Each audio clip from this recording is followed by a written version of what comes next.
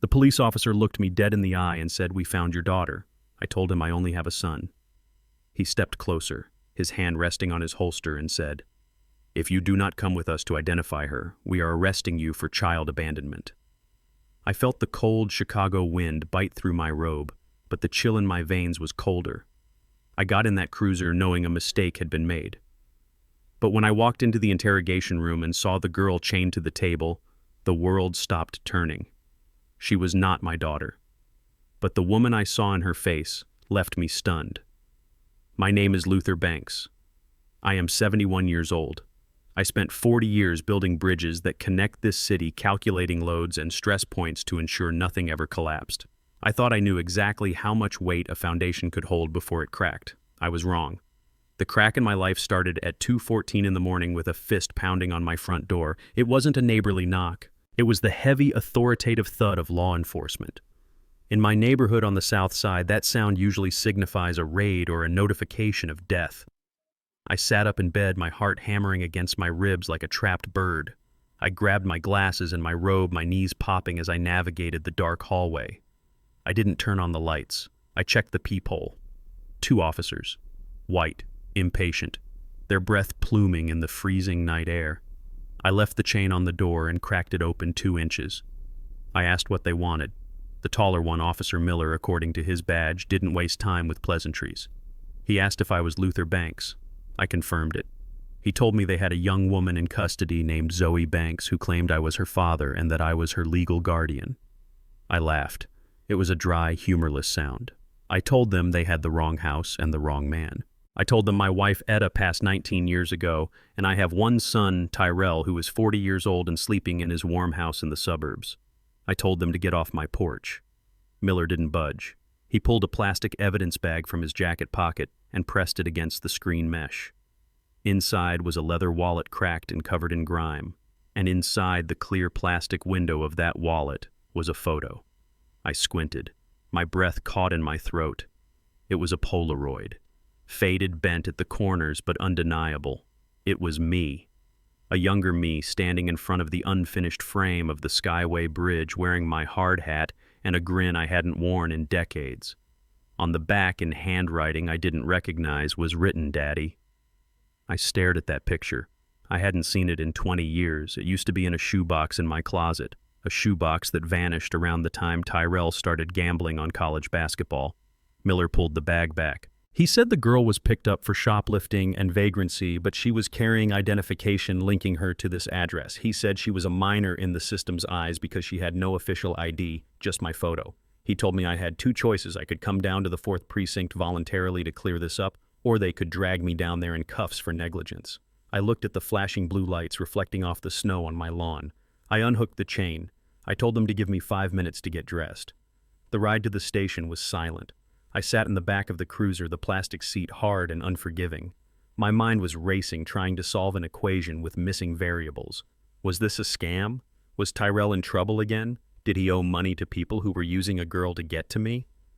I had cut Tyrell off financially 3 years ago when he tried to mortgage my house behind my back. His wife Courtney had called me selfish. She had said I was a bitter old man sitting on a pile of assets I didn't need.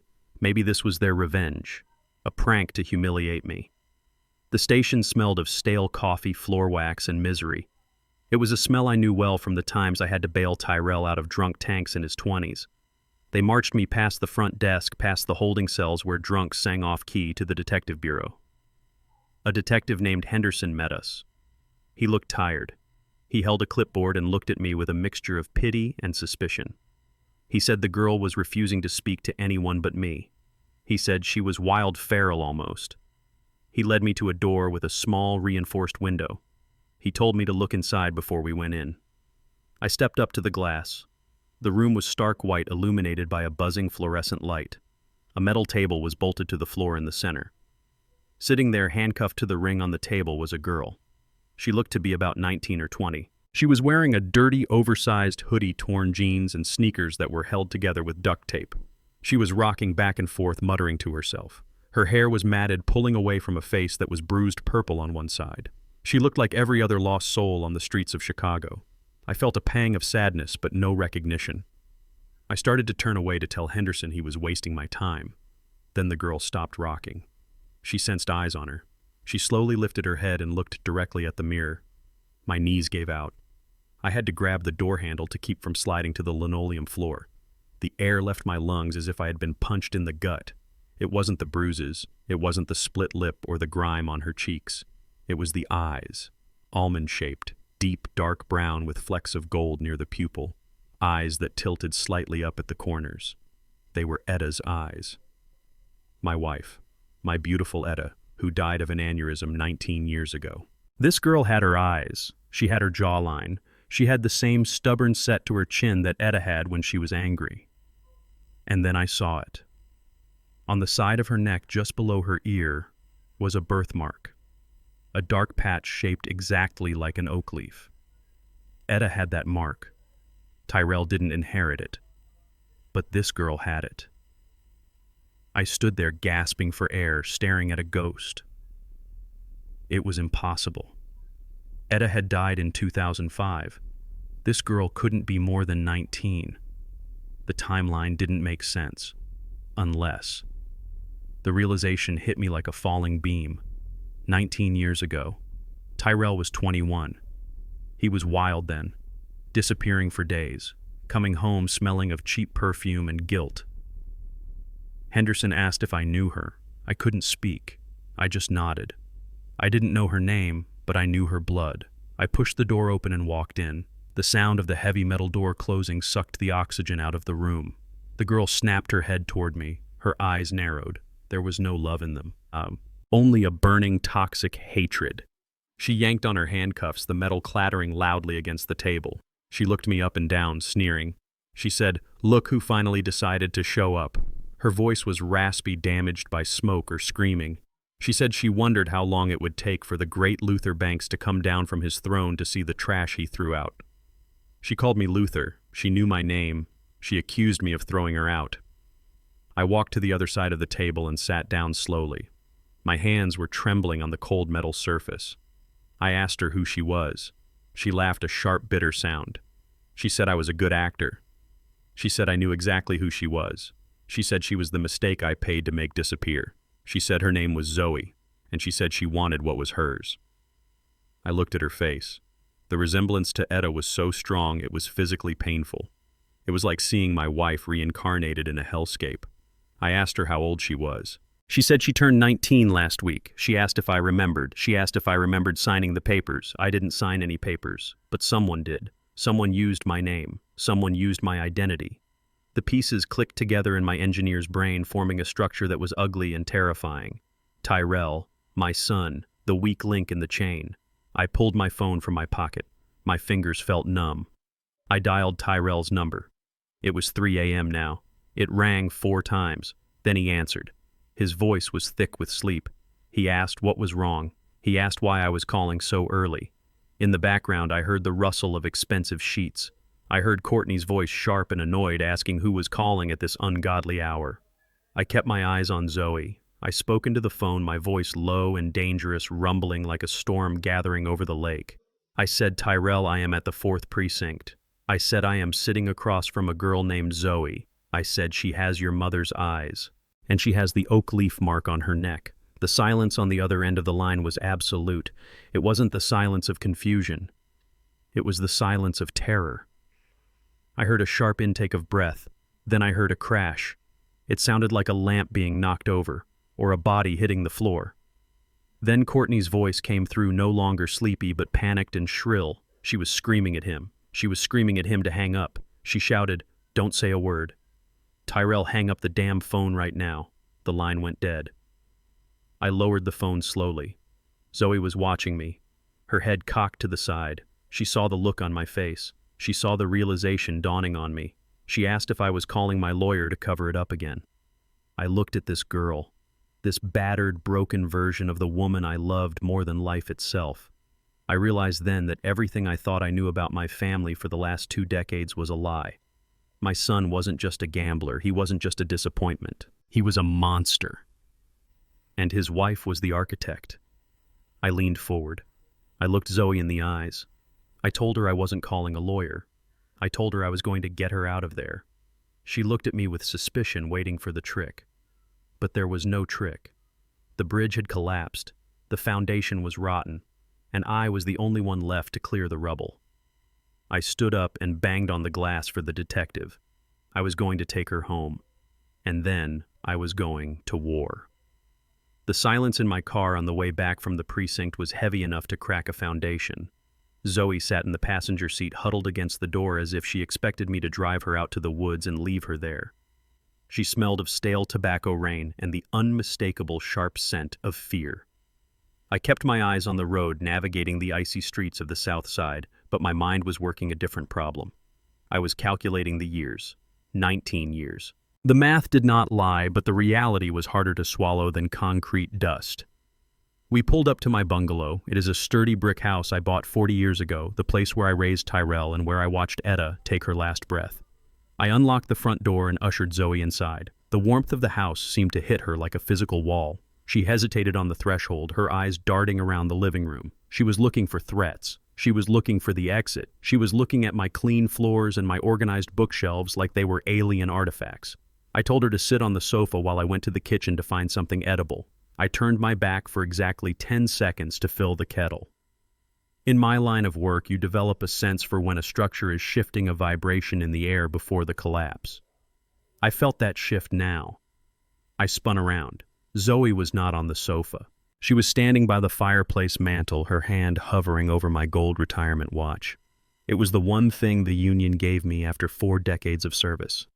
I moved across the room with a speed that surprised us both. I caught her wrist just as her fingers closed around the metal band. Her wrist was thin, shockingly thin.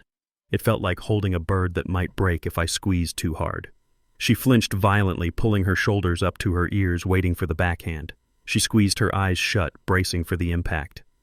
That reaction told me more about her life in the last 19 years than any police file ever could. I did not hit her. I did not yell. I kept my grip firm but gentle, and I pulled her hand away from the watch. I looked at her until she opened those terrified eyes. I told her that if she wanted to leave, the door was unlocked. I told her she did not need to steal from me to get out. But I told her that she looked like she had not eaten a hot meal in a week. I said, "Eat first, then run if you want to." I let go of her wrist. She stood there trembling, waiting for the trick. When she realized I wasn't going to strike her, she slumped. The fight drained out of her, replaced by a deep, hollow exhaustion. I walked back to the kitchen and heated up a bowl of leftover beef stew. When I set it down on the coffee table, she stared at it. Then she attacked it. She didn't use the spoon. She used a piece of bread to scoop it up, shoving it into her mouth with a desperation that broke my heart. She ate like a stray dog that knows the food bowl might be taken away at any second. She ate with one hand guarding the plate. I sat in my armchair and watched her. I saw Etta's hands. I saw the way Etta used to furrow her brow when she chewed. The denial I had been clinging to since the police station finally dissolved. This was not a scam. This was not a stranger. This was my blood. And she was starving in my living room while my son slept in a silk-sheeted bed 10 miles away. The clock on the wall ticked past 4 in the morning. Zoe had fallen asleep on the sofa, curled into a tight ball, still wearing her dirty shoes. I draped an Afghan over her. I sat in the dark waiting. I knew they were coming. Tyrell was a coward, but Courtney was a strategist. She would not let this stand. At 5:15, headlights swept across my front window. I heard the aggressive crunch of tires on the frozen driveway. Then came the footsteps. Heavy, fast. The front door flew open without a knock. The cold wind rushed in, followed immediately by Courtney. She was dressed perfectly, even at this hour. Camel hair coat, leather boots, hair pulled back tight. Her face was a mask of cold fury. Tyrell trailed behind her, looking soft and terrified. He wouldn't meet my eyes. He looked at the floor, at the walls, anywhere but at his father. Courtney didn't say hello. She marched into the center of the room, her heels clicking sharply on the hardwood. She pointed a manicured finger at the sleeping figure on the sofa. She demanded to know why I had brought this trash into our family home. She kept her voice low, but it was venomous. She said this girl is a grifter Luther. She said she is playing you. She said, look at her, she is a junkie off the street, and you are letting her sleep where your wife used to sit. Zoe stirred. She sat up, blinking in the sudden light. When she saw Tyrell, her eyes went wide. She recognized him. I saw it, and Courtney saw it too. That was the moment the energy in the room shifted from anger to danger. Courtney realized that Zoe wasn't just a vagrant. Zoe was a witness. Zoe was evidence. Courtney lunged. It was a primal, vicious movement. She stepped toward the sofa, her hand raised, screaming at Zoe to get out of her house. She called her a liar and a thief. She swung her hand, aiming a slap right at Zoe's face, trying to beat the girl into submission, trying to drive her out before she could speak. I moved. I stepped between them. My hand shot out and caught Courtney's wrist in midair. The sound of my palm stopping her arm was a sharp crack in the quiet room. Courtney gasped. She looked at me in shock. In the 10 years she had been married to my son, I had never raised a hand to anyone. I had never even raised my voice at her. I was the quiet, supportive father-in-law, the open wallet, the babysitter. But today I was not that man. I tightened my grip on her wrist. I felt the expensive leather of her gloves crunch under my fingers. I looked her dead in the eye and said, "Do not touch her." The room went deadly silent. Tyrell made a small, pathetic sound in the back of his throat.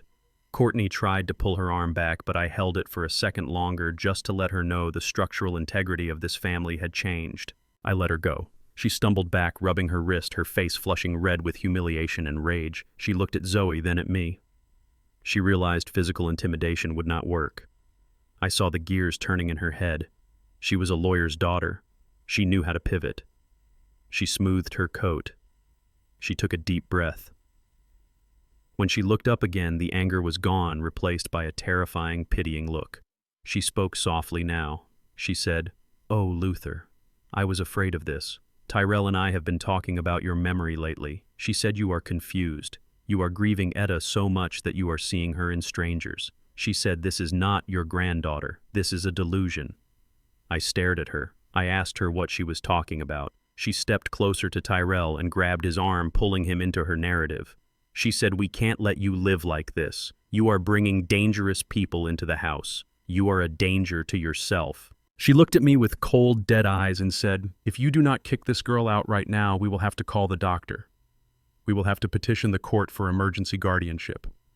We will have to put you in a facility where you can be monitored. For your own good." It was a threat wrapped in concern. It was a steel blade hidden in a velvet cloth. She was threatening to take my freedom. She was threatening to lock me away in a nursing home and label me senile to protect her secret. I looked at my son. I looked at the boy I taught to ride a bike. The boy I held when he cried over a broken toy. I asked him if he agreed with this. I asked him if he was going to stand there and let his wife threaten to lock up his father. Tyrell stood there in his expensive coat. He looked at his wife, then he looked at Zoe, and finally he looked at his shoes. He didn't speak. He didn't defend me. He retreated into his cowardice like a turtle pulling into its shell. His silence was louder than Courtney's screaming. It was the sound of a load-bearing beam snapping in two. Courtney smiled. It was a small, triumphant smile. She said, "Think about it, Dad. You have 24 hours to get rid of her, or we will make the decision for you." She turned and walked out the door. Tyrell followed her, closing the door softly behind him. I stood in the middle of my living room, my heart pounding a rhythm of war. Zoe was watching me from the sofa, her eyes wide with fear. She asked if they were going to lock me up. I walked over to the window and watched their taillights fade into the dawn. I told her no. I told her they made a mistake. They thought they were dealing with a confused old man. They forgot they were dealing with an engineer, and I was about to inspect every inch of their foundation until I found the crack that would bring their whole house down. The taillights of my son's car disappeared into the gray morning mist. I locked the door and slid the deadbolt home with a heavy click. Courtney thought she had won. She thought her threat to lock me away in a geriatric ward had scared me into submission. She saw a 71-year-old man trembling in his living room. She did not realize the trembling was not fear. It was the vibration of an engine revving up for war. I waited exactly 2 minutes to ensure they were not circling back. Then I moved. I did not go to check on Zoe immediately. I went to the guest bathroom down the hall. This was the bathroom Tyrell used whenever he stopped by to ask for money or to complain about his job. I opened the medicine cabinet. My hand hovered over the shelves. I was looking for a specific item I had almost thrown away a dozen times. On the bottom shelf, pushed to the back, was a disposable razor. Tyrell had used it 3 weeks ago before a job interview I had arranged for him. He had left it there forgotten, just like he forgot my birthday or his mother's death anniversary. I picked it up. The plastic handle felt cheap in my palm. Between the blades, trapped in the dried soap, were tiny dark hairs. My son's hair. I grabbed a plastic sandwich bag from the kitchen and dropped the razor inside, sealing it with the precision of a crime scene investigator. This was half the equation. Now I needed the variable. I walked back to the living room. Zoe was still asleep on the sofa, buried under the Afghan. In her sleep, she did not look like a hardened street kid. She looked like a child. Her face was relaxed, and for a fleeting second, I saw Tyrell in her features. Not the man he was now, but the boy he used to be before the world and his wife got their claws into him. I knelt beside the sofa. My old knees protested, cracking loudly in the silent room. Zoe stirred, but did not wake. I held my breath. I reached out with my rough, calloused hand. I selected a single strand of hair from her pillow, one that was clearly hers, thick and dark. I pulled. It came free with a tiny resistance. Zoe flinched in her sleep, swatting at her ear as if shooing away a fly, but she did not wake up. I placed the hair in a separate bag. I labeled both bags with a Sharpie marker. Sample A, Sample B. I put them in the inside pocket of my heavy work coat. I did not trust the mail. I did not trust a courier. I was going to drive these to the private lab across town myself. The lab technician was a man I had helped with a zoning permit years ago. He owed me a favor, and I was cashing in every chip I had left. The next 48 hours were an exercise in agony. The lab promised a rush job, but 2 days felt like 2 decades. I could not leave Zoe alone, so we existed in a strange, tense orbit within the house. I cooked. She ate. We did not talk much. She was suspicious of my kindness, waiting for the other shoe to drop. She watched me lock the doors. She watched me check the windows. She realized slowly that I was not keeping her in. I was keeping the world out. On the second night, the silence finally broke. We were sitting at the kitchen table. The wind was howling outside, rattling the storm panes I had installed in '89. Zoe was tracing the grain of the wood on the table with her finger. She pushed up the sleeve of her oversized hoodie to reach for the salt shaker. That was when I saw it. On the inside of her forearm, pale against her dark skin, were 3 circular scars. They were perfectly round. The skin was puckered and shiny. I knew what those were. I had seen them on guys I worked with who had done hard time in state penitentiary. Cigarette burns. I reached out and gently touched her wrist. She jerked her arm back as if I had burned her myself. She pulled the sleeve down aggressively, her eyes flashing with shame and defiance. I asked her who did that to her. I did not ask what happened. I asked who. She looked at the wall. Her voice was flat, devoid of emotion, which hurt more than if she had screamed. She said it was her foster father, Mr. Henderson. She said he liked to use her arm as an ashtray when he drank too much bourbon. She said it happened when she was 14. 14. I did the math in my head. 5 years ago. The year was 2019. I felt a wave of nausea roll through my gut. 2019. That was the year Courtney and Tyrell went to Europe for 3 weeks. I remembered because I paid for the trip. It was their anniversary gift. I gave them $15,000 so they could stay in 5-star hotels in Paris and Rome. I remembered Tyrell showing me photos of them drinking expensive wine on a balcony overlooking the Eiffel Tower. While my son was sipping vintage Pinot Noir in Paris on my dime, his daughter was being used as an ashtray by a drunk in a foster home 10 miles from my house. The contrast made my vision blur. I gripped the edge of the table. I thought about the times Tyrell stood in this very kitchen crying about how hard his life was because he couldn't afford a new lease on a BMW. I thought about Courtney complaining that her walk-in closet was too small. All that time, all those years, they were living like royalty on my savings while their own flesh and blood was living in hell. Zoe saw the look on my face. She misread it. She said, "Do not look at me with pity, old man. I do not need your pity." I survived. I looked at her. I told her it was not pity. It was rage. Pure, white-hot rage. I told her that nobody would ever touch her again. She scoffed, rolling her eyes, but she did not pull away when I put another helping of pot roast on her plate. She was starting to see that I was not like them. I was steady. I was solid. I was the foundation she never had. The notification pinged on my laptop at 9 a.m. the next morning. It sounded like a gunshot in the quiet house. I was sitting at my desk in the study. Zoe was in the living room watching cartoons with the volume low. I stared at the email subject line. Paternity test results. Case ref 8829. My hand was shaking so bad I could hardly navigate the mouse. I clicked open. The PDF loaded slowly. I scrolled past the legal disclaimers, past the technical jargon about alleles and markers. I went straight to the bottom of the page. The probability of paternity. 99.9998%. The number stared back at me. It was black and white. It was scientific fact. It was the truth that stripped away 19 years of lies. Tyrell was her father. There was no margin for error. There was no room for doubt. I did not scream. I did not cry. A scream would have been too small for what I was feeling. I stood up.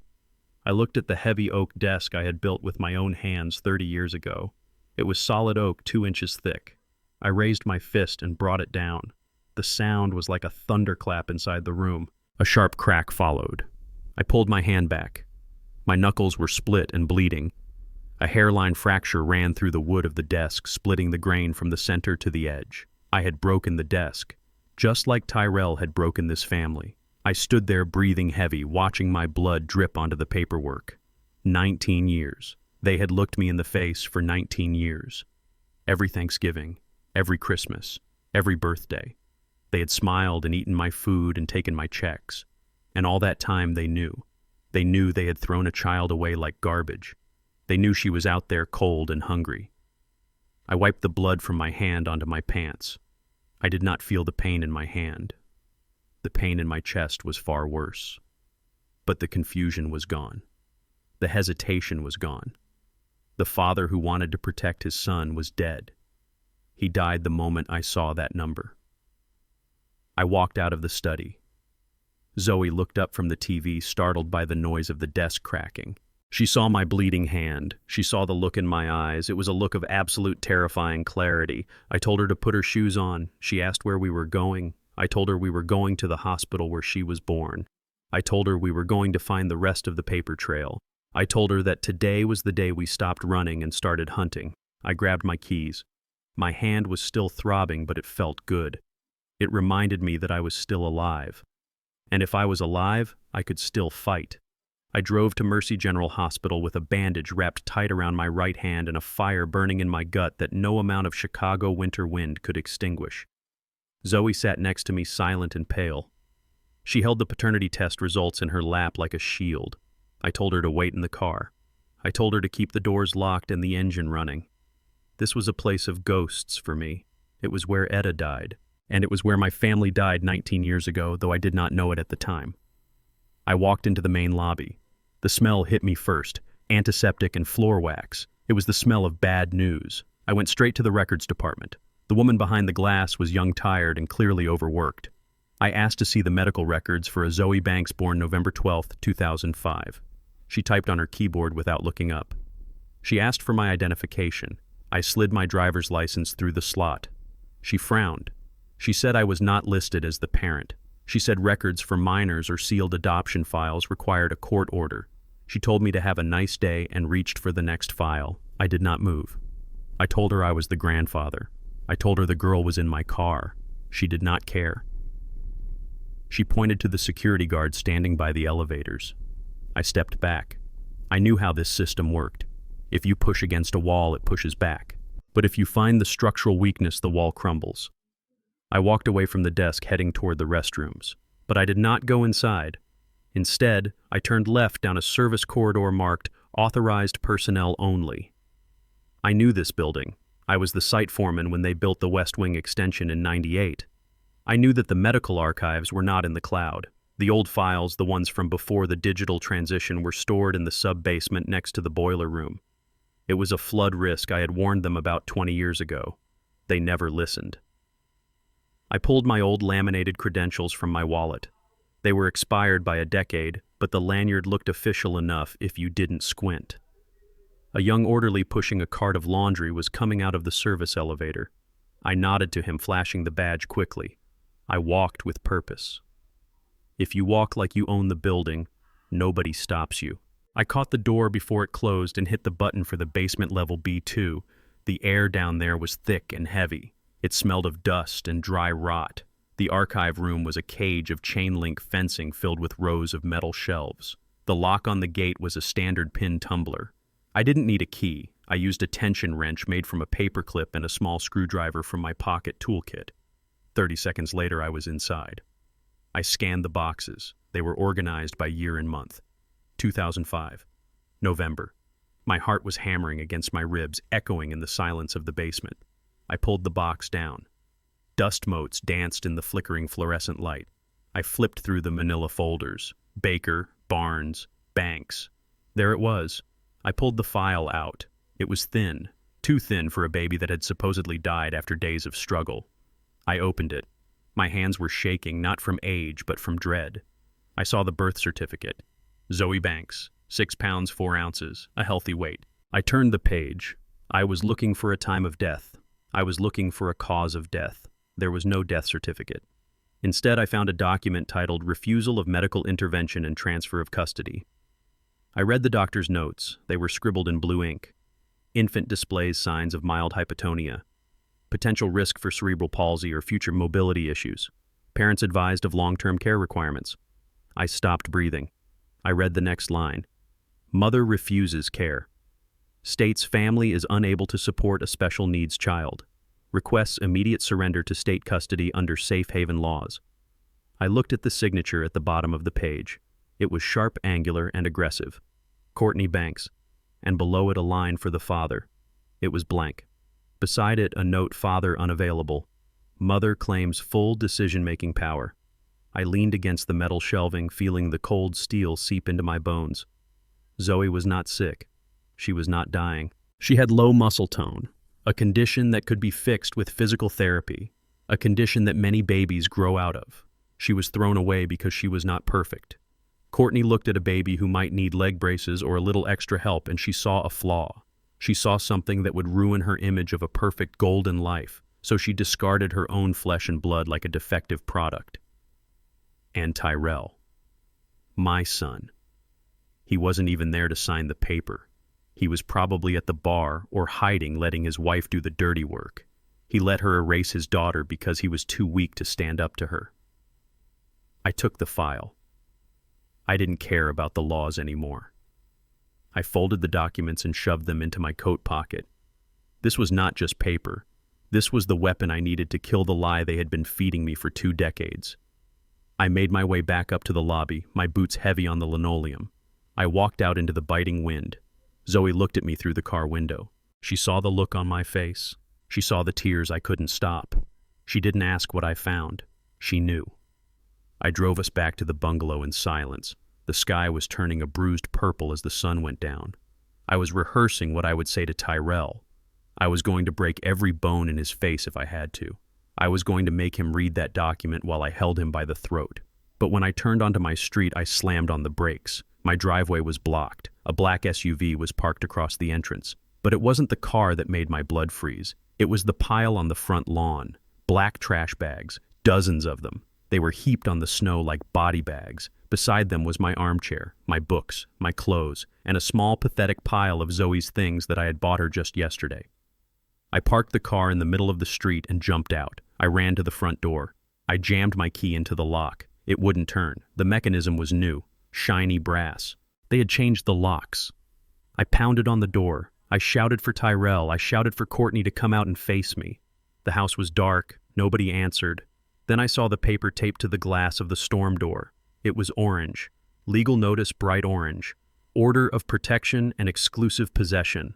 I ripped it off the glass. My eyes scanned the legal jargon. Petitioner Courtney Banks. Respondent Luther Banks.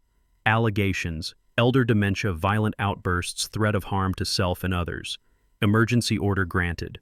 Respondent is prohibited from entering the premises or contacting the residents. They had moved fast. While I was at the hospital uncovering their sins, they were at the courthouse stealing my life. They had used my anger against me. They had used the incident with the desk, the shouting, the stranger in the house to paint a picture of a man losing his mind. I stood on my porch holding the eviction notice in one hand and the proof of their crime in the other. The wind whipped around me, stinging my face. I looked at the pile of trash bags. Snow was starting to fall, covering my life in a thin layer of white. Zoe got out of the car. She walked up the driveway slowly. She looked at the bags. She looked at the house. Then she looked at me. She didn't look surprised. She looked resigned. She had been thrown out of homes her whole life. This was just another Tuesday for her. She walked over to a bag that had split open. My engineering diplomas were spilling out into the slush. She picked one up and wiped the snow off it. She handed it to me. I looked at her. I saw the strength in her jaw, the same strength Etta had when the doctors told us we couldn't have children right before we had Tyrell. Zoe was not the broken one. We were. I took the diploma. I looked at the house one last time. I saw a curtain move in the upstairs window. Courtney was watching. She was waiting for me to scream. She was waiting for me to break the door down so she could call the police and have me arrested for violating the order. She wanted a show. I folded the orange paper and put it in my pocket next to the medical file. I walked down the steps. I did not scream. I did not throw a rock through the window. I picked up 2 bags of clothes. I told Zoe to grab what she could. I spoke to the dark window upstairs, my voice calm and low, though I knew they couldn't hear me. I said, "You think you took my shelter, but you just freed me from the prison of protecting you." I loaded the trunk. I started the car. As we drove away, leaving my home of 40 years behind in the rearview mirror, I didn't feel homeless. I felt dangerous. I had nothing left to lose. And a man with nothing to lose is the most terrifying thing on earth. I turned to Zoe and said, "We are going to a motel, and then we are going to burn their world down. Not with fire, but with the truth." The neon sign of the Starlight Motel buzzed with the irritating sound of a dying insect. It was the kind of place where people went when they wanted to disappear, or when they had already been forgotten. I parked my sedan under the flickering orange light. My hands gripped the steering wheel so hard my knuckles turned white. I had built skyscrapers. I had managed million-dollar budgets. And now I was 71 years old, sitting in a parking lot that smelled of gasoline and desperation. I walked into the lobby. The bulletproof glass between me and the clerk was thick and smeared with grease. I slapped my credit card on the counter. It was a platinum card. I had earned it through 40 years of sweat and smart investments. The clerk ran it. He looked at me with a smirk that I wanted to wipe off his face. Declined. He said it loud enough for the junkie in the corner to hear. I told him to run it again. He did. Declined.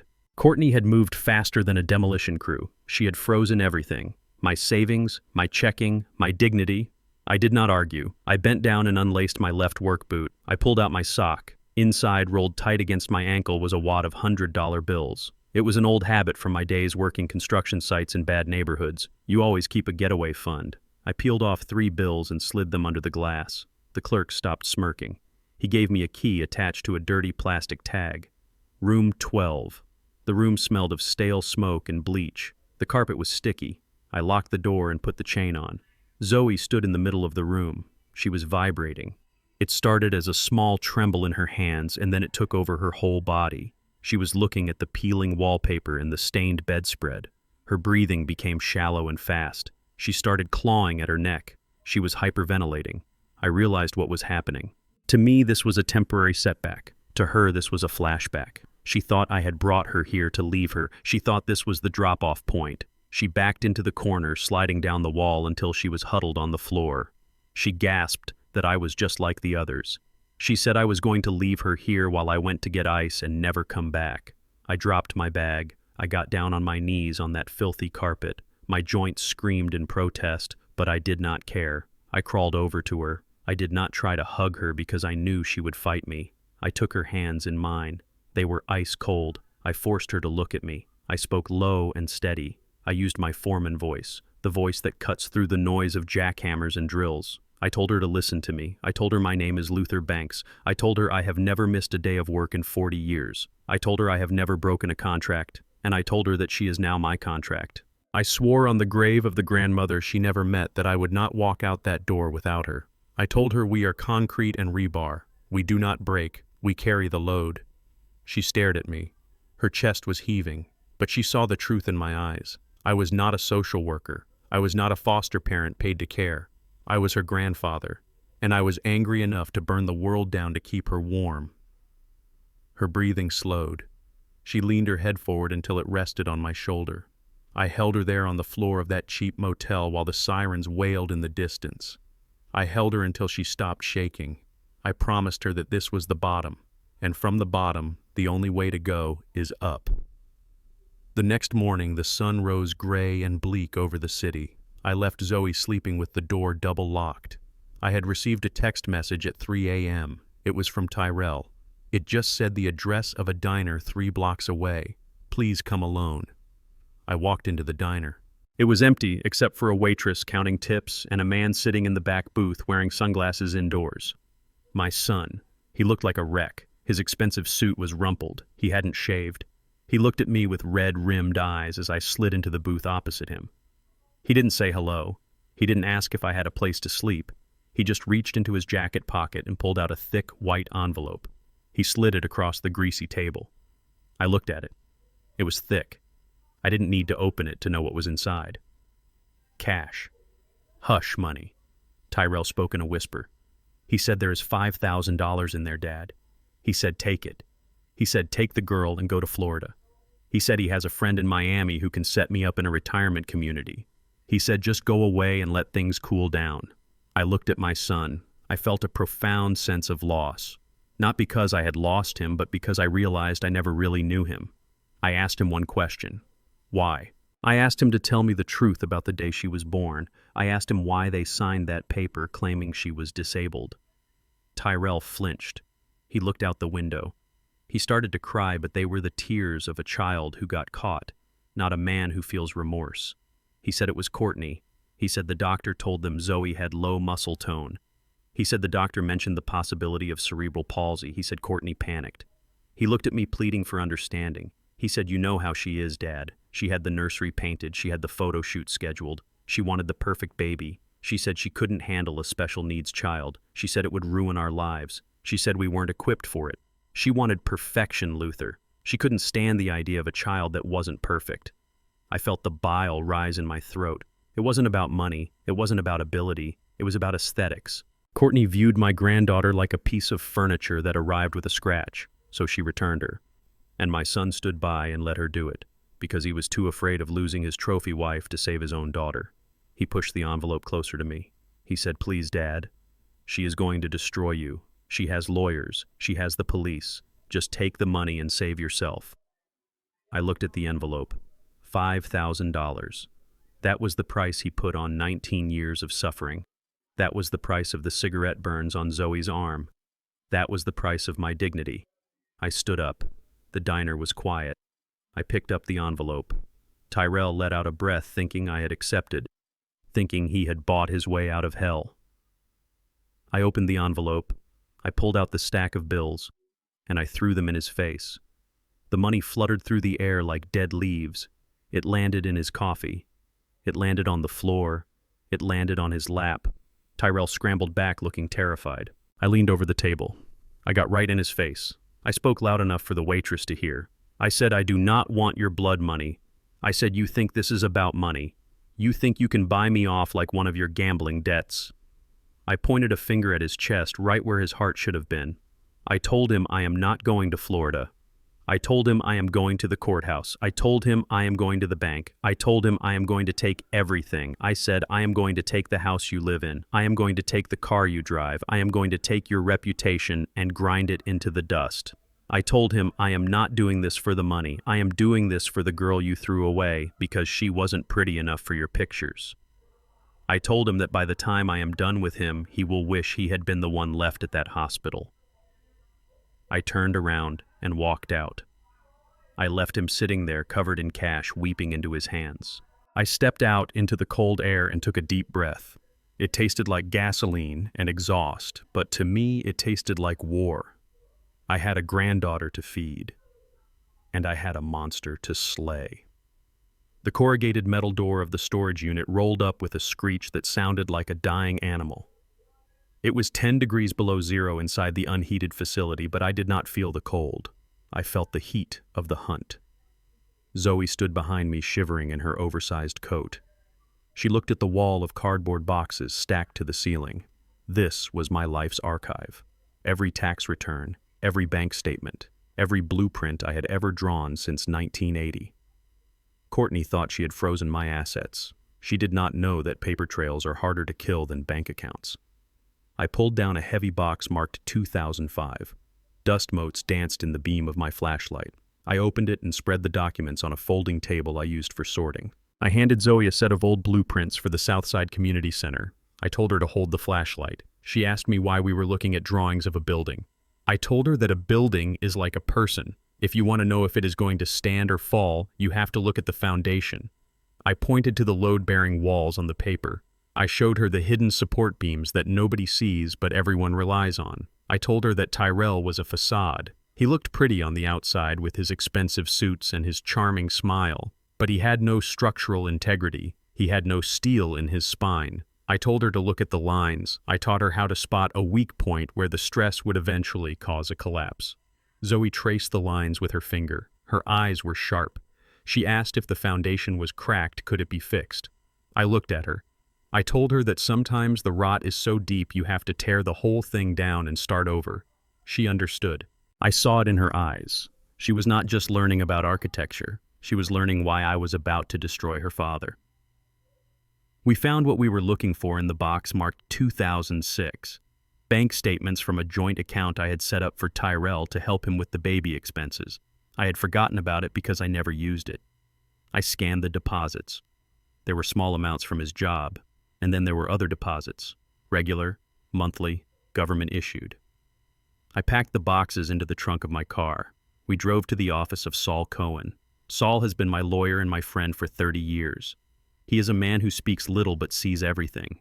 He met us on a Saturday even though it was his Sabbath. He saw the look on my face and unlocked the door without a word. Saul sat behind his mahogany desk wearing a yarmulke and a grim expression. He spread the documents out. He logged into a federal database that he had access to. He started tracing the numbers I found. The silence in the room was heavy. The only sound was the clicking of his mouse and the ticking of the grandfather clock in the corner.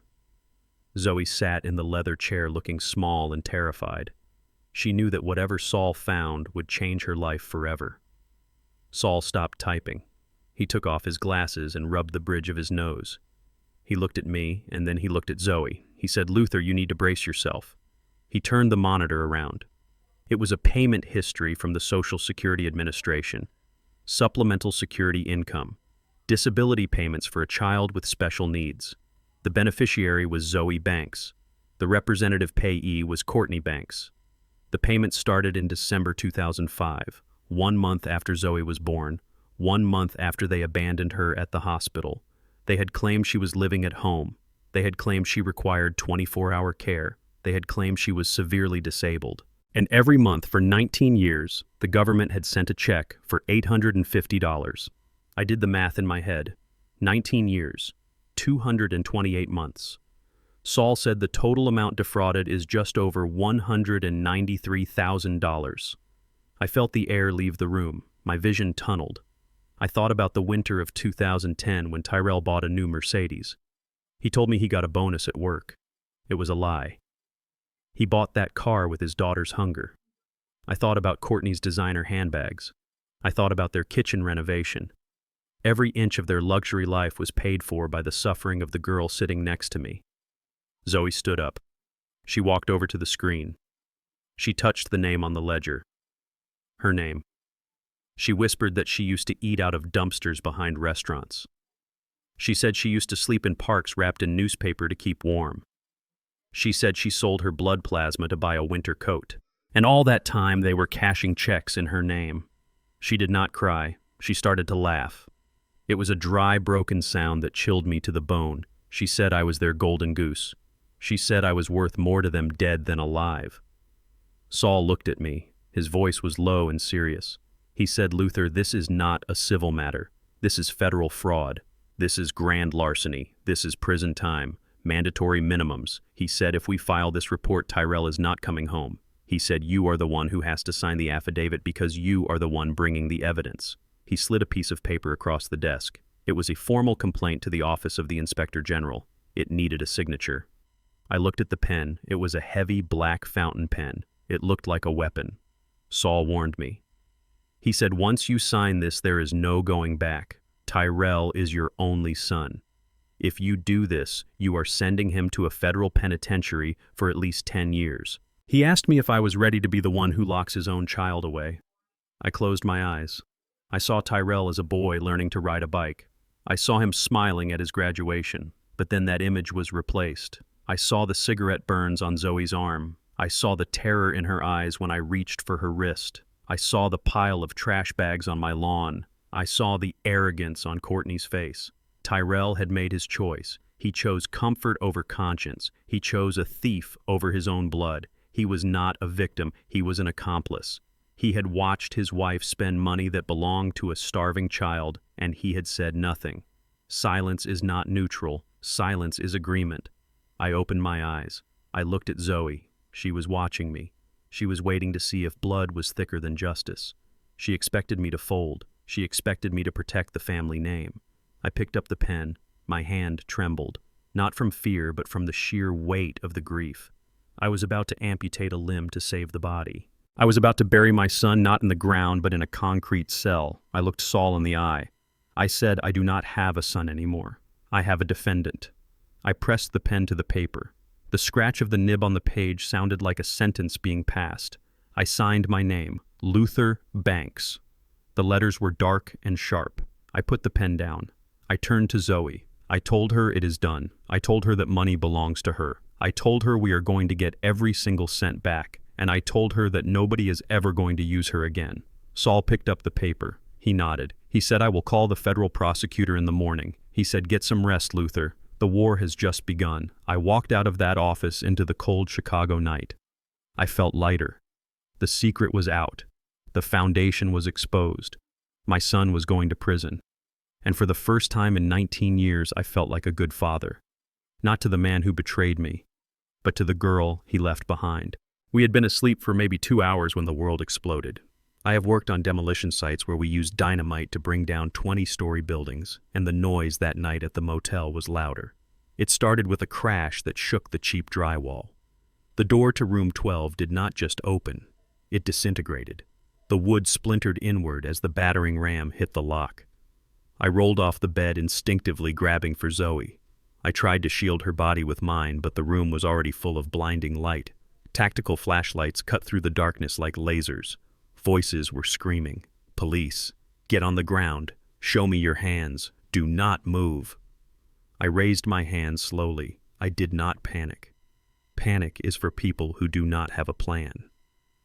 I looked at the officers swarming into the tiny room. They were wearing tactical gear. They had weapons drawn.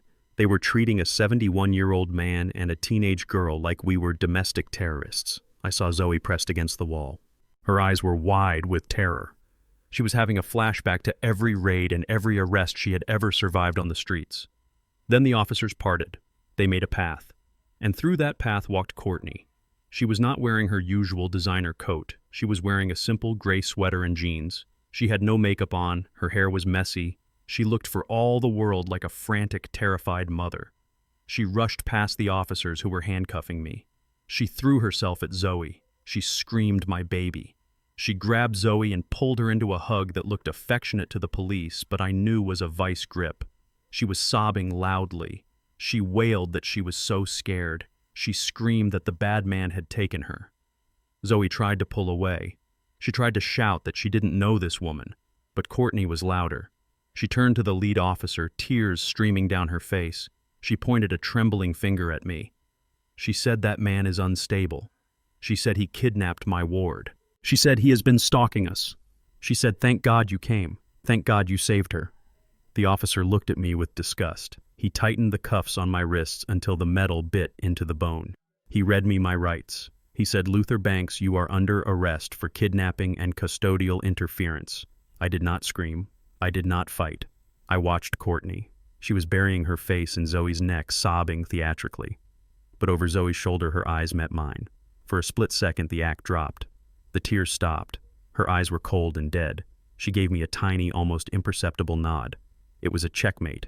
She had used the law to steal the witness. She had used the police to silence the investigation. She thought she had won. They dragged me out of the room. The motel parking lot was lit up with red and blue strobe lights. Neighbors were watching from their windows. I was shoved into the back of a squad car. I watched them put Zoe into an ambulance. She was kicking and screaming, trying to get to me, but they held her down. They thought she was hysterical from trauma. They did not know she was fighting for her life against the woman who had tried to erase her. The holding cell at the precinct was a concrete box that smelled of urine and despair. I sat on the metal bench. My back ached. My wrists were bruised. I closed my eyes and listened to the sounds of the station, drunks shouting, phones ringing, the heavy clank of cell doors. I had built the foundation for the precinct downtown in 1982. I knew the concrete mix they used. I knew the tensile strength of the steel bars. I knew that structures are only as strong as their weakest point. And right now, I was in the belly of the beast. An hour later, Detective Henderson came in. He was the same man I had seen days ago. He looked disappointed. He pulled up a chair and sat across from the bars. He said, "Luther, I thought you were a decent man." He said, "Kidnapping a vulnerable girl is a federal offense." He said, "The family is pressing charges." He said, "If you talk to me, maybe we can plead this down to a mental health episode." He said, "Just admit you were confused. Admit you thought she was your wife." I looked at him. I sat perfectly still. My hands were folded in my lap. I did not blink. I did not speak. He pushed harder. He said, "We found the cash in your car." He said, "It looks like you were planning to run." He said, "Courtney told us everything. She told us about your dementia. She told us you have been obsessed with this girl." I remained silent. I was a stone. I was a wall. In my head, I was counting the bricks on the wall behind him. 142. He slammed his hand on the bars. He shouted at me to answer him. He shouted that I was looking at 20 years in prison. He shouted that I was going to die in this cell. I looked him in the eye. I opened my mouth for the first time. I said one word: lawyer. Henderson sighed. He stood up and kicked the chair. He said, "Fine, have it your way." He walked out and the heavy steel door slammed shut. I was alone again. But I was not lonely. I was waiting. I knew Saul was coming, and I knew that Courtney had made a fatal error. In her arrogance, she had rushed her move. She had forgotten the first rule of engineering. Every action has an equal and opposite reaction. It was dawn when Saul Cohen arrived. He walked into the cell block carrying his leather briefcase like a shield. He did not look tired. He looked energized. He looked like a shark that smells blood in the water. The guard unlocked my cell and Saul stepped in. He motioned for the guard to leave. He sat on the bench next to me. He did not ask if I was okay. He knew I was okay. He opened his briefcase and pulled out a yellow legal pad. He was smiling. It was a small, grim smile. He said, "Luther, you are going to spend the night in here, but you are not going to spend 20 years. I asked him about Zoe. He said she is currently in the custody of Child Protective Services pending a hearing. Courtney tried to take her home immediately, but because of the kidnapping charge, the state has to interview the victim first." I nodded. That bought us time. Saul leaned in close. His voice dropped to a whisper. He said Courtney made a mistake. A massive, catastrophic mistake. I asked what it was. Saul tapped his pen on the legal pad. He said to charge you with kidnapping, she had to claim legal standing. She had to claim that she is the guardian. She had to claim that Zoe is her ward. I frowned. I did not understand. Saul explained. He said on the police report which she signed under penalty of perjury, she identified the victim as Zoe Banks. She identified her as her dependent. I still looked at him. Saul smiled wider. He said, "Luther, don't you see? For 19 years she has told the family and the world that Zoe died at birth. There is no death certificate, but the lie was the official story. By filing this police report, by claiming you kidnapped her daughter, she has officially, legally, and publicly admitted that Zoe is alive." The realization hit me like a sledgehammer. Saul continued. He said she cannot have it both ways. She cannot claim the girl is dead to hide the fraud and then claim the girl is hers to have you arrested. She just handed us the proof of life. She just authenticated the victim. He pulled out the document we had signed yesterday, the fraud report. He said now that she has admitted Zoe is alive and in her custody, the fraud investigation is slam dunk. We have the bank records showing she cashed checks for a child she claimed was dead, and now we have a police report where she admits the child is alive but was hidden. He stood up and paced the small cell. He said she walked right into the trap. She was so desperate to control the narrative, so desperate to stop you, that she validated the very person she was trying to erase. She proved our case for us. I looked at my hands. They were dirty from the floor of the squad car, but they were steady. I felt a laugh building in my chest. It was a dark, cold laugh. Courtney thought she was playing chess, but she didn't realize she had just knocked over her own king. Saul packed up his bag. He said, "I am going to the federal prosecutor's office now. I am going to show them the fraud evidence, and I am going to show them the police report she just filed. I am going to show them the contradiction. By noon today, the kidnapping charges will be dropped, and by dinner time, the FBI will be knocking on Courtney's door." He signaled the guard to let him out. Before he left, he turned back to me. He said, "Sit tight, Luther. It is always darkest before the dawn, but the sun is coming up, and it is going to burn them to ash." I leaned my head back against the concrete wall. I closed my eyes. I pictured Courtney's face.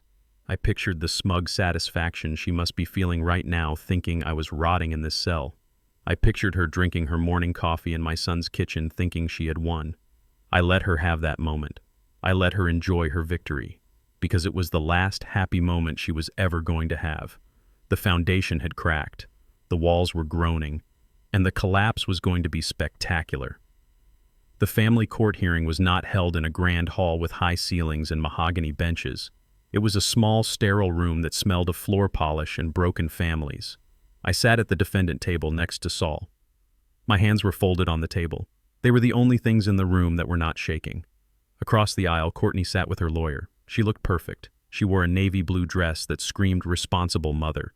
She was dabbing at dry eyes with a tissue. She was playing the role of the terrified victim to perfection. Her lawyer was a man named Vance.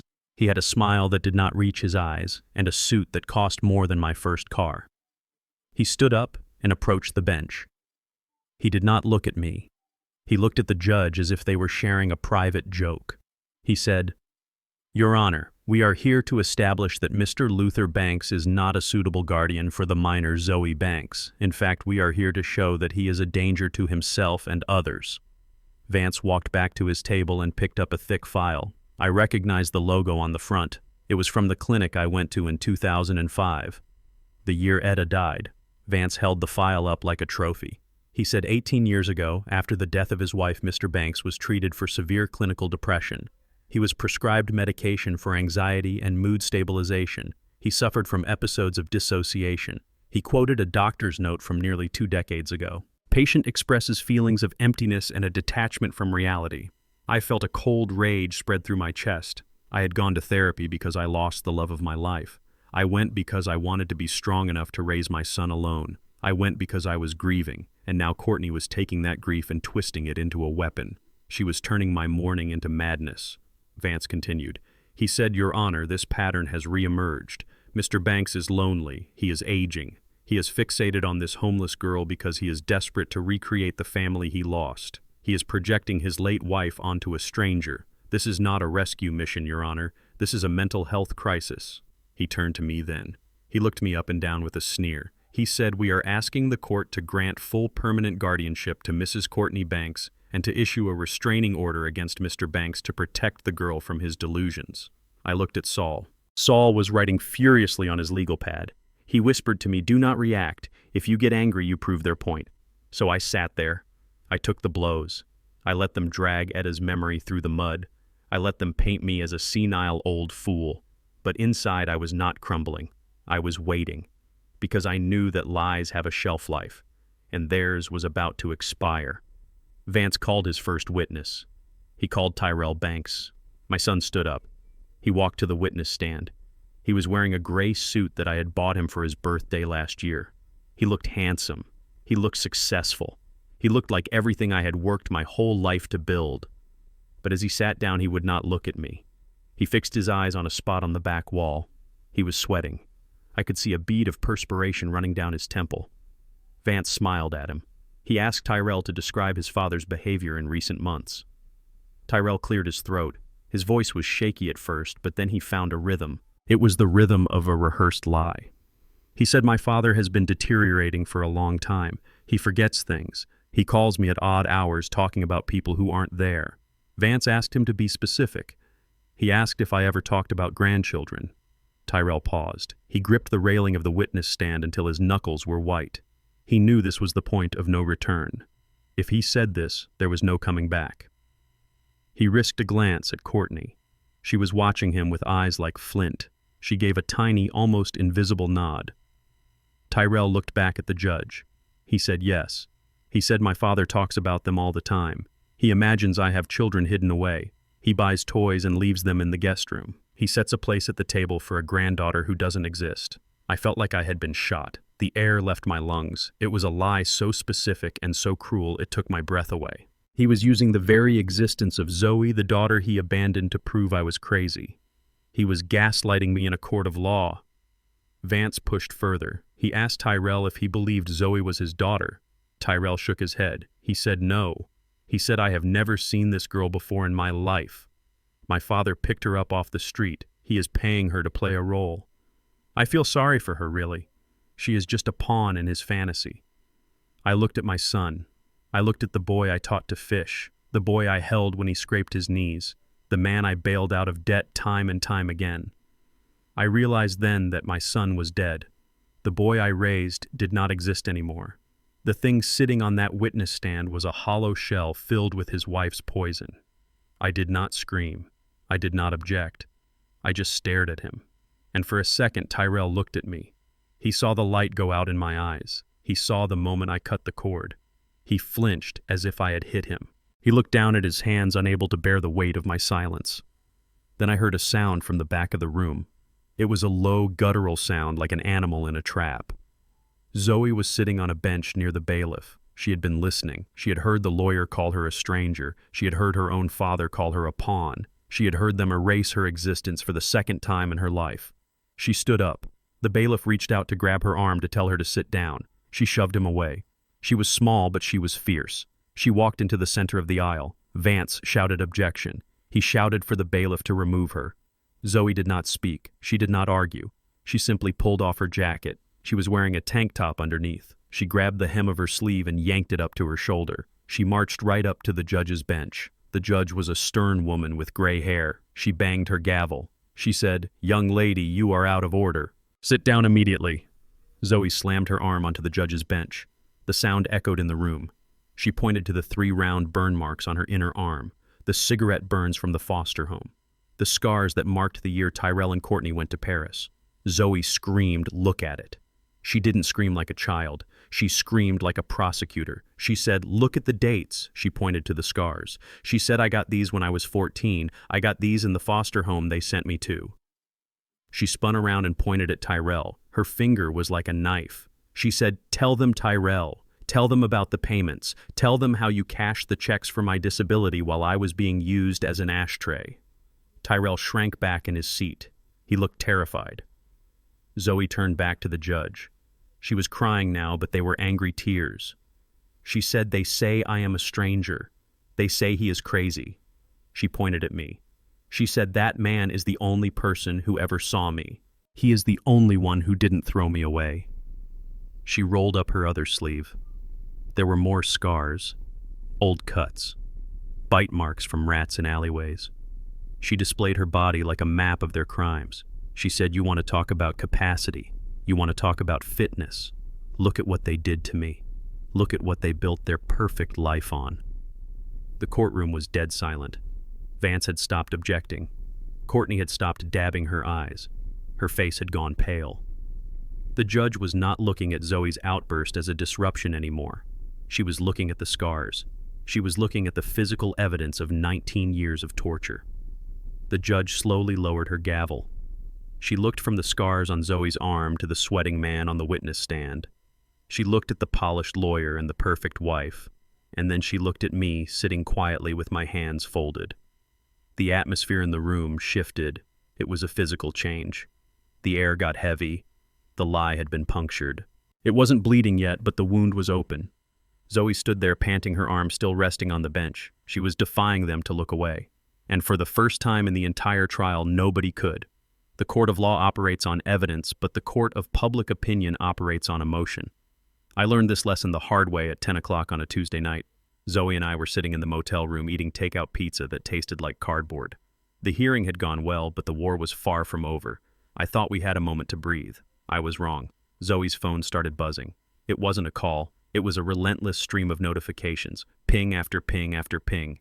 It sounded like a Geiger counter detecting a radiation leak. Zoe picked up the phone. Her face went pale. She dropped the slice of pizza and looked at me with eyes wide with terror. She said, "Luther, you need to see this." I took the phone. On the screen was a video posted to Instagram. It had been uploaded 20 minutes ago and it already had 50,000 views. It was Courtney. She was sitting in her kitchen. The lighting was soft and perfect. She was wearing no makeup and her hair was pulled back in a messy bun. She looked exhausted. She looked broken. It was a masterclass in acting. She spoke directly to the camera with tears streaming down her face. She said, "I didn't want to do this." She sniffed loudly. She said, "I wanted to keep this private to protect my family, but I cannot stay silent anymore." She went on to weave a story that was so twisted it made my stomach turn. She said that her father-in-law, Luther Banks, had been suffering from dementia for years. She said he had become obsessed with the idea of having a granddaughter. She said he had found a vulnerable homeless girl and kidnapped her. She said he was brainwashing this girl to attack her family. She looked into the lens with pleading eyes. She said, "We are terrified. He has threatened my husband.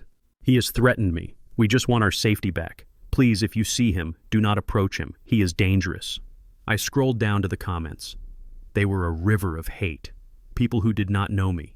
People who did not know Zoe. They were calling me a monster. They were calling me a predator. They were posting my license plate number. They were posting the address of the motel we were staying at. I looked out the window. A car slowed down in front of our room. Then another. The internet mob had mobilized. Zoe started to cry. She said, "They are going to kill us, Luther." She said, "Nobody believes us." She said, "Look at how many likes she has. She has the whole world on her side." I felt a cold rage settle in my chest. It was different from the anger I felt before. This was clarity. Courtney was using the weapon of the weak. She was using gossip. She was using lies wrapped in tears. She thought that because I was 71 years old, I did not understand how this game was played. She thought I would hide. Then came the sound of glass shattering. A brick crashed through the front window of the motel room. It landed on the carpet amidst a shower of safety glass. Zoe screamed and covered her head. I grabbed her and pulled her into the bathroom, locking the door. I could hear shouting outside. Someone yelled, "Come out, you old creep." Someone yelled, "Leave that family alone." I stood in the dark bathroom holding Zoe while she shook. I listened to the insults being hurled by strangers who thought they were heroes. I realized then that silence was not dignity. Silence was suicide. If I stayed quiet, they would burn us alive. I waited until the police sirens drove the mob away. I waited until the motel manager threatened to kick us out. I told him to give me 1 hour. Just 1 hour. I went back into the room. The wind was blowing through the broken window. I cleared off the small round table in the corner. I sat down. I did not fix my hair. I did not put on a suit. On a putty. I wore my old flannel shirt and my work suspenders. I looked every bit the tired, battered old man that I was.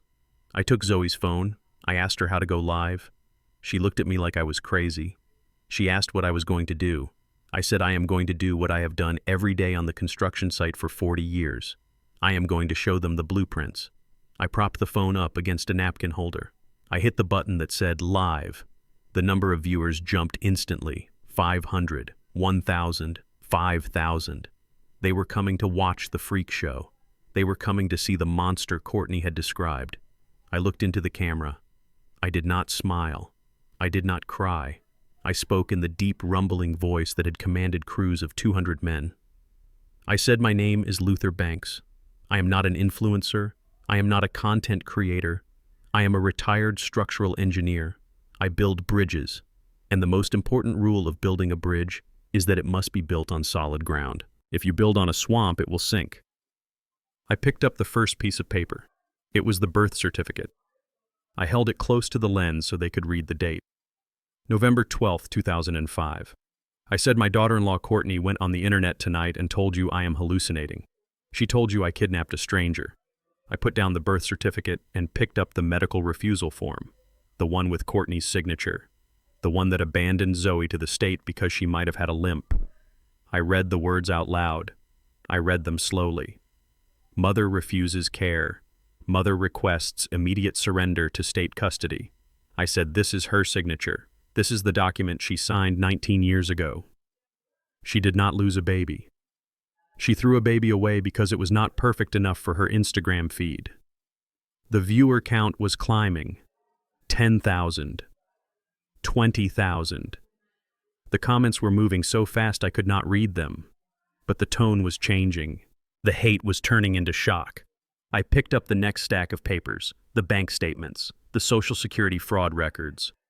I held up the highlighted rows showing the monthly payments. I said for 19 years while this girl was sleeping in alleyways, Courtney Banks was cashing a check from the government for $850 a month. She told you she was a victim, but the bank records say she is a thief. I leaned into the camera. I looked directly at the lens as if I was looking into Courtney's soul. I said, you can cry on camera. You can send a mob to my window. You can throw bricks. But you cannot erase the ink on these pages. You called me crazy. But I am just a man who kept the receipts. I pulled Zoe into the frame. She was hesitant, but she stood next to me. She rolled up her sleeve and showed the cigarette burns on her arm. I said this is what happened to her while her parents were in Paris spending the money that was meant for her care. This is the reality behind the filter. I ended the stream. I did not ask for likes. I did not ask for subscribes. I just reached out and hit end. The room was quiet. The wind from the broken window whistled softly. Zoe looked at me. She asked if it would work. I told her that lies are fast. They run a sprint, but the truth is slow. It runs a marathon, and we just crossed the starting line. For the next hour, we sat in silence. The notifications on the phone had stopped. It was the calm after the storm. I checked the video.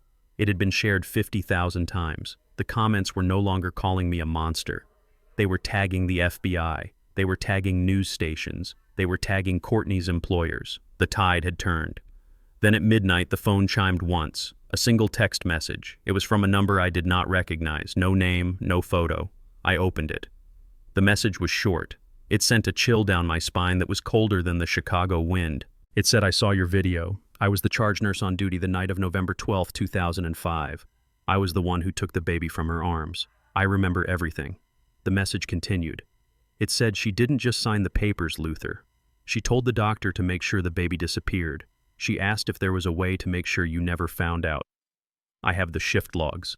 I have the original notes that didn't make it into the official file. I stared at the screen.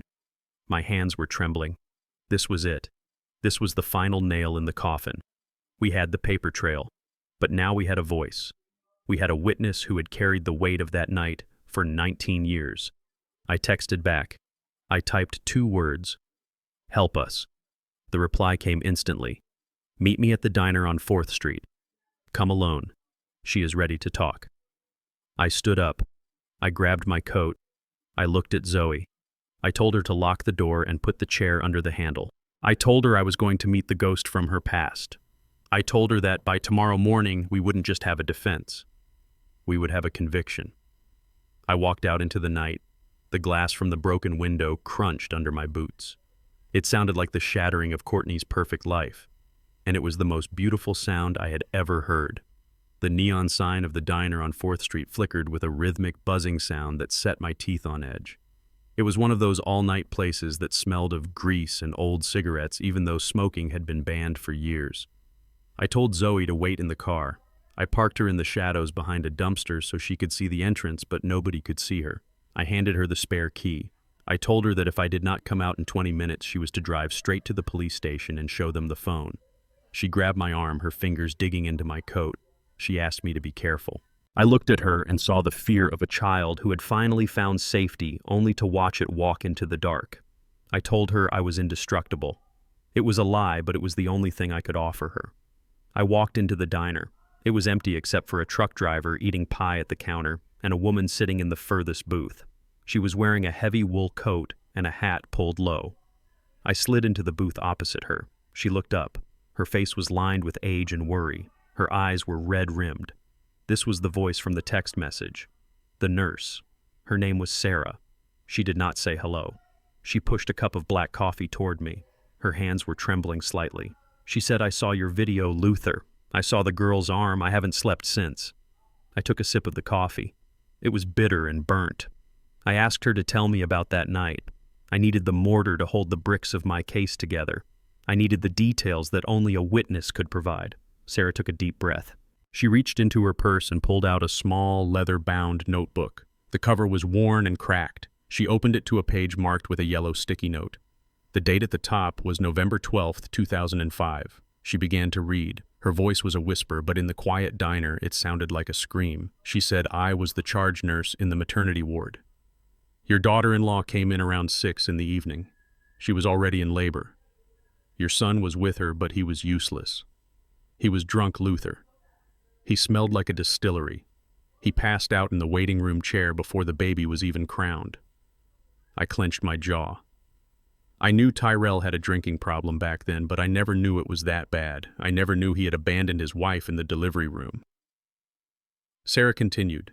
She said the delivery was difficult. The baby was small. When she came out, she didn't cry right away. She was blue. The doctor worked on her. He got her breathing. But he noted she had low muscle tone.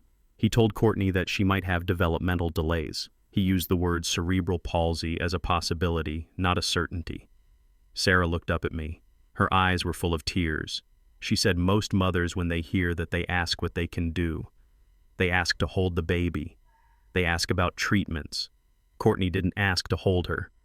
She looked at that little girl lying in the warmer, and she looked at the doctor, and she said, "Take it away." I felt the blood freeze in my veins. It. She called her own child an it. Sarah tapped the notebook. She said, "I wrote it down right here." Courtney said, "We cannot handle a cripple." She said it will ruin our image. She asked the doctor to make the baby disappear. She asked if there was a form she could sign to surrender custody immediately. She wanted a closed adoption. She wanted the record sealed so nobody would ever know she had given birth. I asked about the fraud. I asked how she managed to keep the money if she gave up the child. Sarah turned the page. She said, "That is the part that has haunted me for 19 years. After she signed the surrender papers, she asked for copies of the medical diagnosis. She asked the doctor to write a letter stating the baby required 24-hour care. She told us she needed it for her insurance to cover the hospital bill. We believed her. We gave her the documents." Sarah leaned across the table. She hissed the words. She didn't use them for insurance, Luther. She used them to file for disability. She took the paperwork that proved the baby was sick and she used it to claim benefits. But she left the baby behind.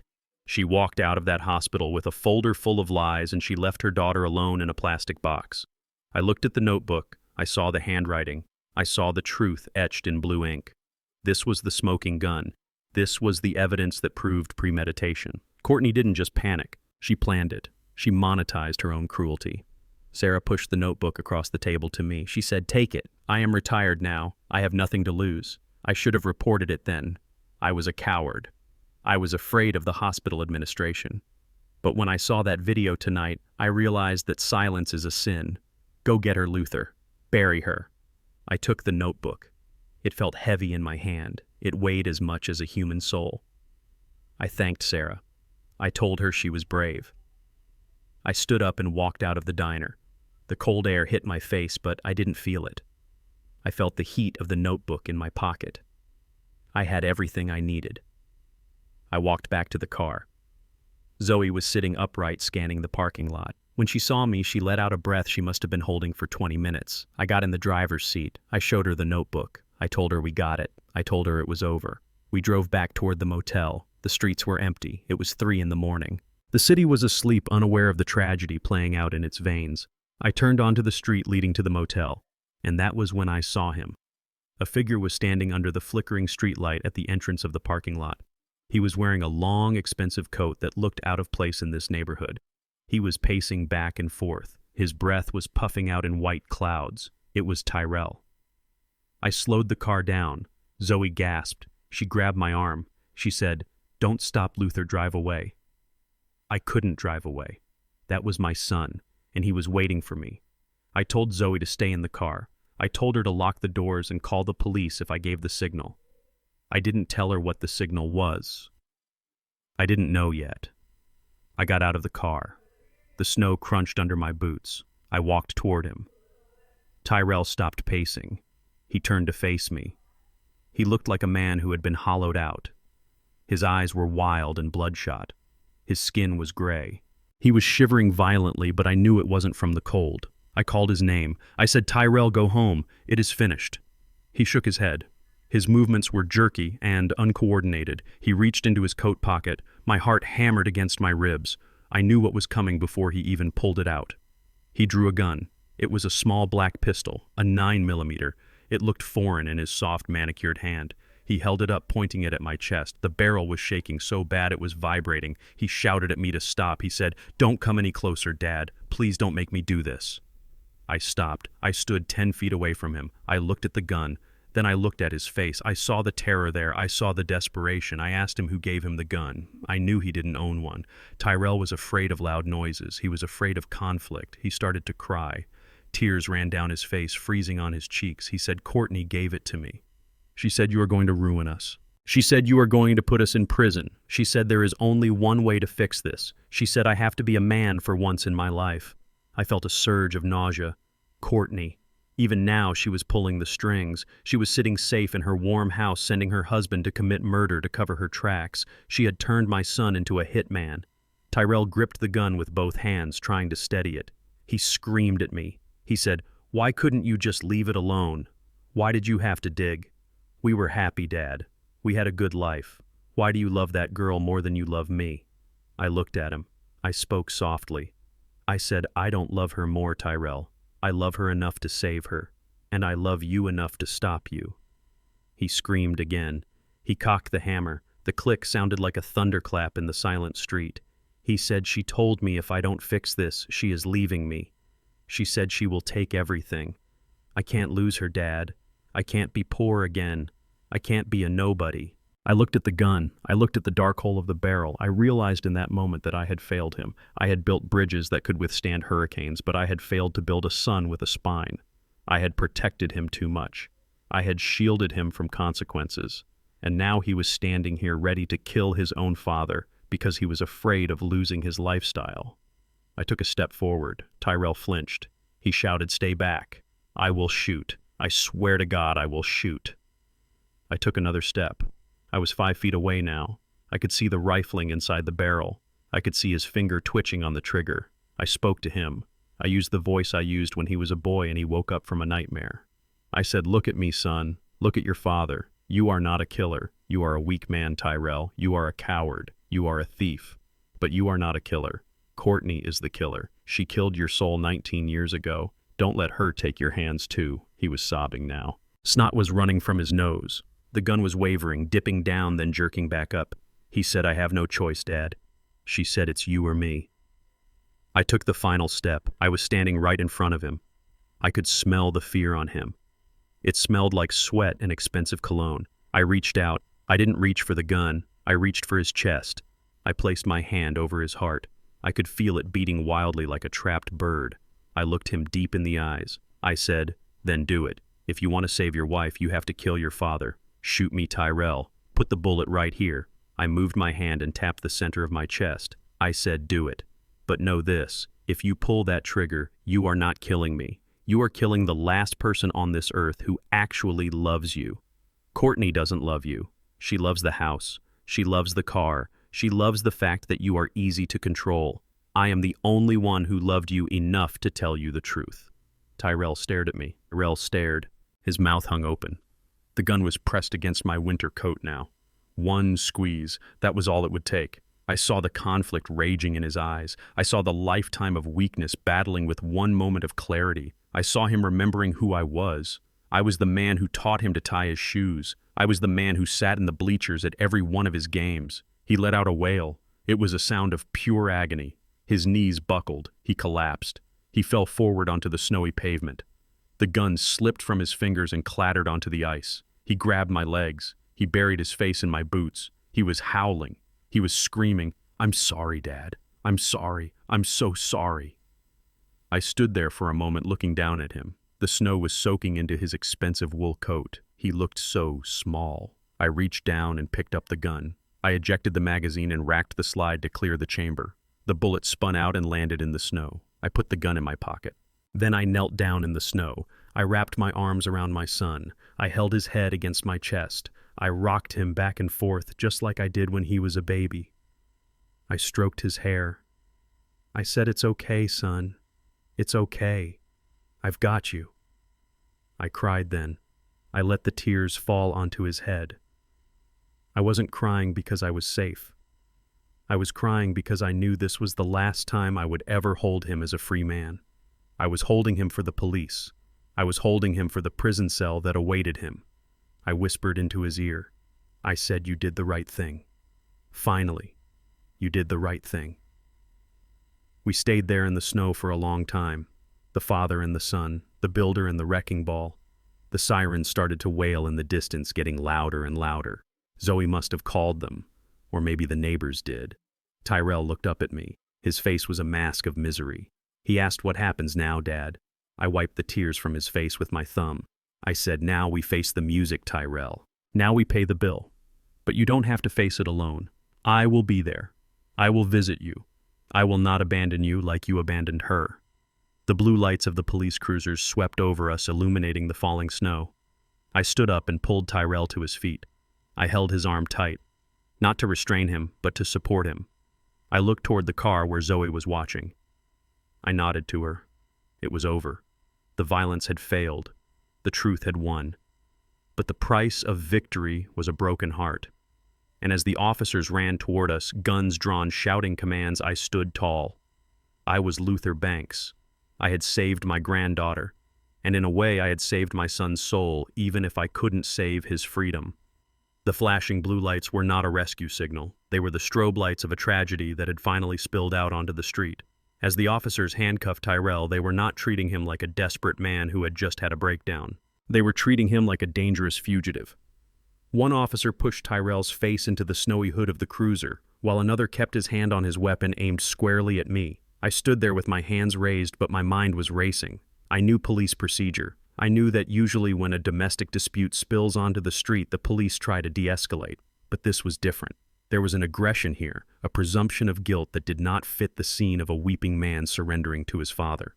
A sergeant walked up to me. He was a thick-set man with a face carved out of granite. He asked if I was Luther Banks. I told him I was. He looked at me with a strange mixture of suspicion and relief. He said, "You are lucky to be alive, Mr. Banks. We received a call 10 minutes ago from your daughter-in-law. She said your son had a psychotic break. She said he stole her gun and was coming to execute you."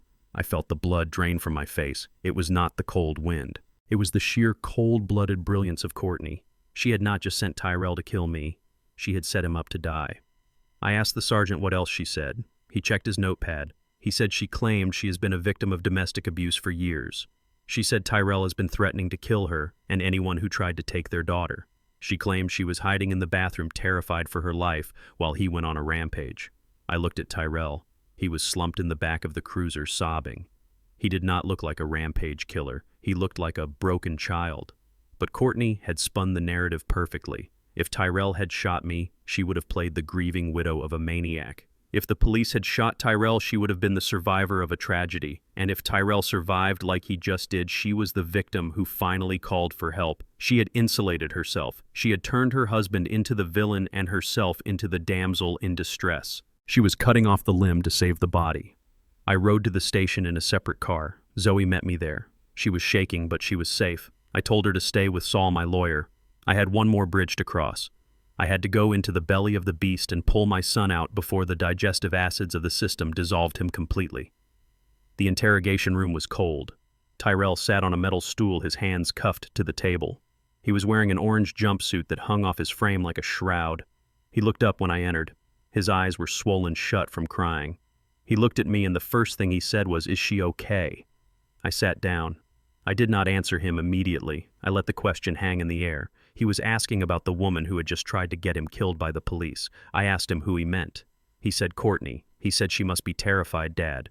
She told me she loved me right before I left. She said this was the only way we could be together. She said if I did this one thing we could start over. I looked at my son. The level of brainwashing was absolute. He was clinging to the idea of her love because it was the only thing he had left. If he let go of that, he had nothing. I reached into my pocket. I pulled out my phone. I told him that I needed him to listen to something. Tyrell shook his head.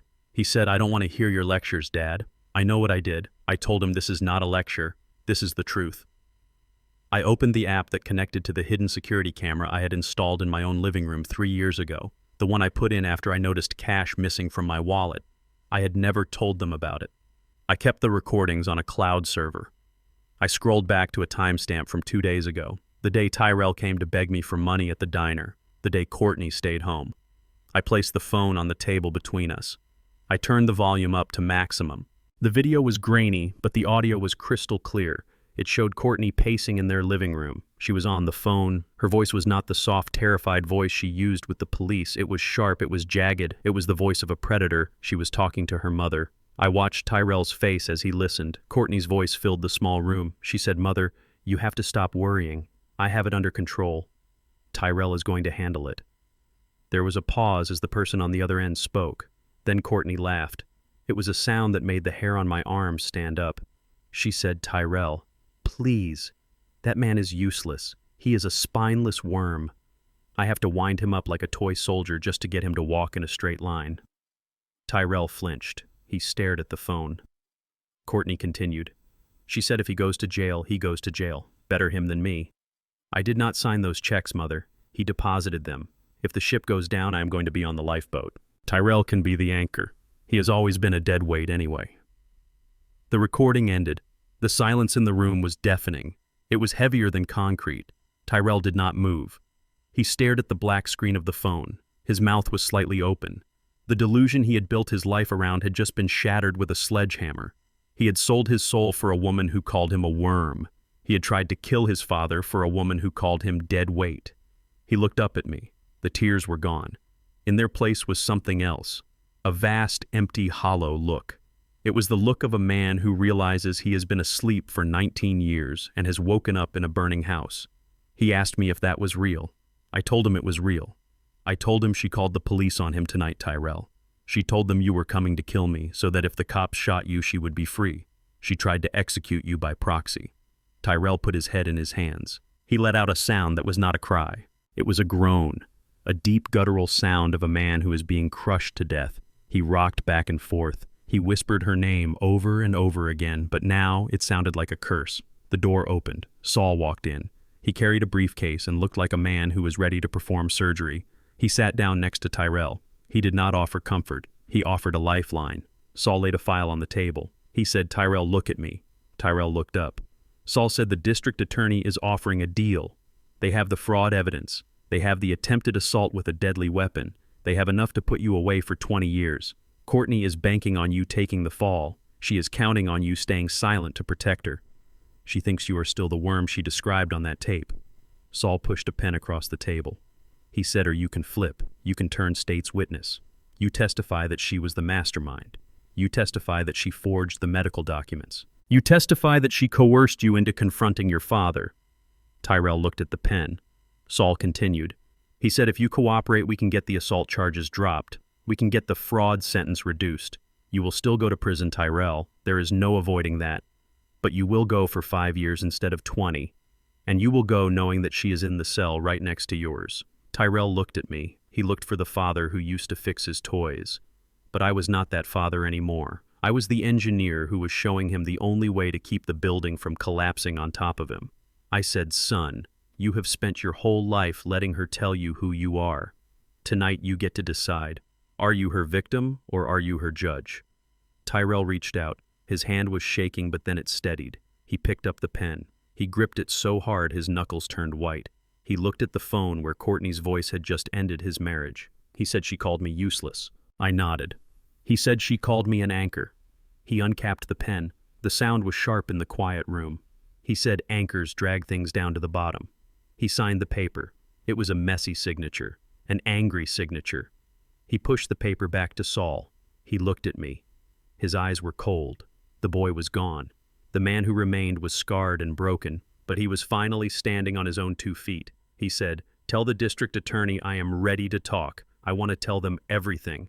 I want to tell them about the hospital. I want to tell them about the fake doctor's notes. I want to tell them about the money." He leaned forward. He looked like a wolf that had chewed its own leg off to get out of a trap. He said, "And when they arrest her, I want to be the one to tell her why." Saul nodded. He packed up the papers. He tapped the table twice. He said, "Done." I stood up. I put a hand on Tyrell's shoulder. It felt thin under the orange jumpsuit. I squeezed it. I did not say I loved him. I loved. I did not say I forgave him. Those were words for later. For now I offered him respect. The respect one soldier offers another in the trenches. I walked out of the room. I walked out into the station where the morning sun was just starting to streak through the dirty windows. Zoe was sleeping on a bench in the lobby. I sat down next to her. I closed my eyes. The war was won. The enemy was flanked. The final blow had been struck not by me, but by the very weapon Courtney had sharpened for 19 years. She had forged Tyrell into a tool of compliance, but she forgot that metal can be melted down and recast. And tonight, my son had become iron. The federal courthouse was a cathedral of marble and mahogany designed to intimidate anyone who walked through its doors. But I was not intimidated. I had poured the concrete for the foundation of this building back in 1992. I knew exactly where the steel beams met the stone. I knew that even the most impressive structures could be brought down if you hit the right stress point. And today I was the demolition man. I sat in the front row of the gallery directly behind the prosecution table. Zoe sat next to me. She was wearing a simple black dress I had bought her for the occasion. She looked small in the massive room, but she held her head high. She was no longer the frightened girl in the motel room. She was the witness to her own murder that never happened. Courtney sat at the defense table. She was a vision of tragic elegance. She wore a cream-colored suit that cost more than my truck. Her hair was pulled back in a modest bun. She had spent the last 3 days of the trial weeping into a silk handkerchief, playing the role of the devoted wife who had been terrorized by a violent husband. She refused to look at Tyrell, who sat on the other side of the room in his prison jumpsuit. She refused to look at me. She kept her eyes fixed on the jury, 12 men and women who were leaning forward, captivated by her performance. Her lawyer, a man named Vance, who smelled of expensive cologne and arrogance, stood up to give his closing arguments. He walked back and forth in front of the jury box, gesturing wildly. He painted a picture of Courtney as a saint. He said she was a victim of the bank's men.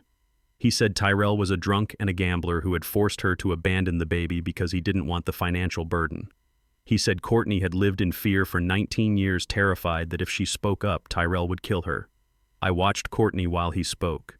She nodded at the right times. She wiped a tear at the right times. It was a masterclass in manipulation. She had convinced herself of the lie. She truly believed she was the victim. She believed that her whiteness and her money and her education would protect her from the consequences of her actions. She looked at the jury with big innocent eyes, begging them to save her from the monsters. And it was working. I could see it in their faces. They looked at Tyrell with disgust. They looked at me with suspicion. Courtney was winning. She was going to send my son to prison for her crimes and walk out of here free to spend the money she had stolen from my granddaughter. But she had forgotten one thing. She had forgotten that I was an engineer, and engineers never throw anything away. The prosecutor stood up. He was a young man named Sterling Sharp and hungry. He looked at the judge. He said, "Your Honor, the prosecution has one final piece of evidence to introduce. It was not available during discovery because it was only discovered by Mr. Luther Banks 2 days ago in a box of old electronics in his garage." Vance jumped up, objecting loudly. He shouted about trial ambushes and procedural violations. The judge silenced him with a wave of her hand. She asked Sterling what the evidence was. Sterling held up a small plastic bag. Inside was a tiny black square, an SD memory card. Old, dusty, but intact, he said, "Your Honor. This is the digital storage card from a dashboard camera system installed in a 2004 Ford F-150 pickup truck. The truck belonged to Luther Banks but was frequently borrowed by his son and daughter-in-law. The truck was sold for scrap 10 years ago, but Mr. Banks kept the accessories." Courtney froze. I saw her spine stiffen. She turned her head slowly to look at the bag in Sterling's hand. For the first time, the mask slipped. I saw a flash of genuine terror in her eyes. She remembered the truck. She remembered borrowing it that night because her luxury sedan wouldn't start in the cold. But she didn't know about the camera. Back in 2005, dash cams were rare. I had installed one because I worked on dangerous sites. It was hidden behind the rearview mirror. A silent black eye that saw everything. The judge allowed the evidence. The courtroom darkened. A large screen descended from the ceiling. The projector hummed to life. The video was grainy. It was black and white night vision, but the timestamp in the corner was clear. November 12th, 2005, 8:40 p.m. The camera was pointing out the windshield. The truck was parked. Snow was falling in thick, heavy flakes illuminated by the headlights. Through the snow, you could clearly see the building in front of the truck. It was a fire station. The red brick walls, the large bay doors, the safe haven sign illuminated by a yellow light. The passenger door of the truck opened. A figure stepped out into the snow. It was Courtney. She was younger. Her hair was down. She was wearing a long fur coat. In her arms she held a car seat carrier. A blanket was draped over it, protecting the baby from the wind. The courtroom was dead silent. You could hear a pin drop. Every eye was glued to the screen. On the video, Courtney walked up to the side door of the fire station. She did not ring the bell. She did not knock. She set the carrier down on the concrete step. She stood there for a second looking at it. And then she did something that made the jury gasp. She did not kiss the baby goodbye. She did not cry. She did not hesitate. She reached into her pocket and pulled out her phone. She checked the screen. Then she looked around to make sure nobody was watching. She turned back to the truck. As she walked back into the headlights, the camera caught her face perfectly. She was smiling. It wasn't a nervous smile. It wasn't a brave smile. It was a smile of pure, unadulterated triumph. It was the smile of a woman who had just taken out the trash. She looked relieved. She looked happy. She looked like she had just gotten away with murder. She got back into the truck. The door slammed. The audio on the camera picked up her voice. It was clear and sharp. She said, "Thank God that is over. Now we can get back to our lives. No more crying, no more damaged goods. We are free, Tyrell." Then she laughed. It was a cruel, cold sound. The screen went black. The lights in the courtroom came back on. The silence was heavy. It was the kind of silence that happens after a bomb goes off. The jury was staring at Courtney. The pity was gone. The sympathy was gone. They were looking at her with horror. They had seen the monster behind the mask. They had seen a mother discard her child like a broken toy and laugh about it. Courtney was shaking. She was gripping the edge of the defense table so hard her knuckles were white. Her face was pale. She looked at the jury, and she knew. She knew the charade was over. She knew the tears wouldn't work anymore. Vance, her lawyer, looked defeated. He closed his folder. He knew there was no coming back from that video. But Courtney was not done. She was not a woman who accepted defeat. She was a narcissist who believed she was always right. And when a narcissist is cornered, they do not surrender. They explode. She stood up. Her chair scraped loudly against the floor. Vance tried to grab her arm. He whispered, "Courtney, sit down." She shoved him away. She stared at the prosecutor. Then she turned and stared at me. Her eyes were wild. The elegance was gone. The poise was gone. Her face was twisted into a snarl of pure hatred. She screamed, "It is not fair. You tricked me. You set me up." The judge banged her gavel. She ordered Courtney to sit down or be held in contempt. Courtney ignored her. She pointed a finger at Tyrell. She screamed, "He is a useless drunk. He couldn't provide for me. He couldn't give me a normal child." Then she turned to Zoe. She looked at her own daughter with a look of absolute disgust. She screamed, "Look at her. Look at that creature. She was broken. She was defective. The doctor said she would be a cripple. Do you know what that would have done to my life? Do you know what people would have said?" She was pacing now, frantic and unhinged. She turned to the jury. She was pleading with them, but her words were digging her grave deeper with every syllable. She said, "I did what I had to do. I was protecting my family. I was protecting our bloodline." Then she looked at me, and the ugliness inside her finally spilled out completely. She screamed, "You people, you are all the same. You think you are so noble, but you are just dirt. I tried to clean up this family. I tried to breed out the weakness. I tried to get rid of the bad blood." She used a word then. A word that cut through the room like a knife. She called us animals. She called my son a mongrel. She screamed that she should have never married into a black family because we were beneath her. She screamed that she was the victim because she had to lower herself to be with us.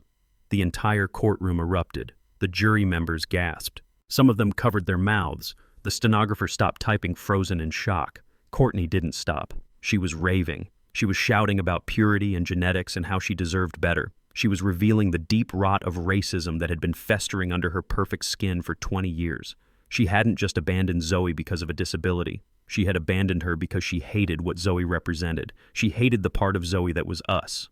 The judge slammed her gavel down so hard I thought the handle would break. She ordered the bailiffs to restrain the defendant. 2 officers moved in. They grabbed Courtney by the arms. She fought them. She kicked and screamed, spitting venom until they dragged her out of the courtroom. Her screams echoed in the hallway long after the doors closed. "I fixed it," she was screaming. I tried to fix it. I sat there in the silence that followed. I looked at Zoe. She was crying, but she wasn't hiding. She had watched her mother turn into a demon, and she had survived it. I put my arm around her. I pulled her close. I looked at Tyrell. He was sitting with his head bowed. He wasn't crying anymore. He looked relieved. The spell was broken. The witch was gone. He finally saw her for what she truly was. The judge took a deep breath. She looked shaken. She addressed the jury. She told them to disregard the outburst, but we all knew that was impossible. You cannot unsee the devil once he shows his face. The jury didn't even leave the room to deliberate. The foreman whispered to the others. They all nodded. He stood up. He said, "Your Honor, we don't need to leave. We have a verdict." The judge asked for the verdict. The foreman looked at the empty chair where Courtney had been sitting. He said, "On the count of wire fraud, guilty. On the count of perjury, guilty. On the count of child abandonment and endangerment, guilty." He paused. He looked at me and gave a small nod. He said, "We find the defendant guilty on all charges." The judge nodded. She set the sentencing date. She revoked Courtney's bail immediately. She said a woman capable of such callous cruelty was a danger to society. I stood up. My knees felt weak, but my heart felt light. It was over. The lie that had poisoned my family for 2 decades had been cut out. It was a painful surgery, but the patient would survive. I watched the prosecutor pack up his case. I watched the bailiffs lead Tyrell away. He stopped at the door and looked back at me. He didn't smile. He just nodded. It was a nod of gratitude. He was going to prison, but he was free. I took Zoe's hand. I led her out of the courtroom.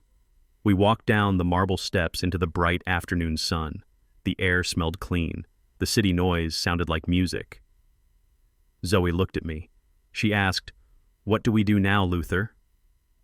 I looked at the girl who had my wife's eyes and my son's face. I looked at the survivor who had fought her way back to me against all odds. I said, "Now we go home, not to the old house. We sold that. We find a new place. A place with a strong foundation, and we build something new, something that can't be broken." I hailed a taxi. As we drove away, I looked back at the courthouse. It was a strong building, but the family I was building with Zoe was stronger because ours was built on truth, and truth is the only concrete that never cracks. The sound of the gavel hitting the mahogany block was the loudest noise I have ever heard. It was not a sharp crack like a gunshot. It was a dull, heavy thud like a coffin lid closing. The judge did not waste words. She looked at Courtney, who was standing with her lawyer. Courtney was trembling. Her perfect posture was gone. She looked small and frail in the vast courtroom. The judge said that for the crimes of wire fraud, perjury, and child endangerment, the defendant Courtney Banks is sentenced to 20 years in a federal penitentiary. Courtney did not scream this time. She did not rage. She simply collapsed into her chair. She looked around the room wild-eyed, looking for someone to save her. She looked at her lawyer, but he was packing his briefcase. She looked at the gallery, but nobody met her eyes. She looked at Tyrell.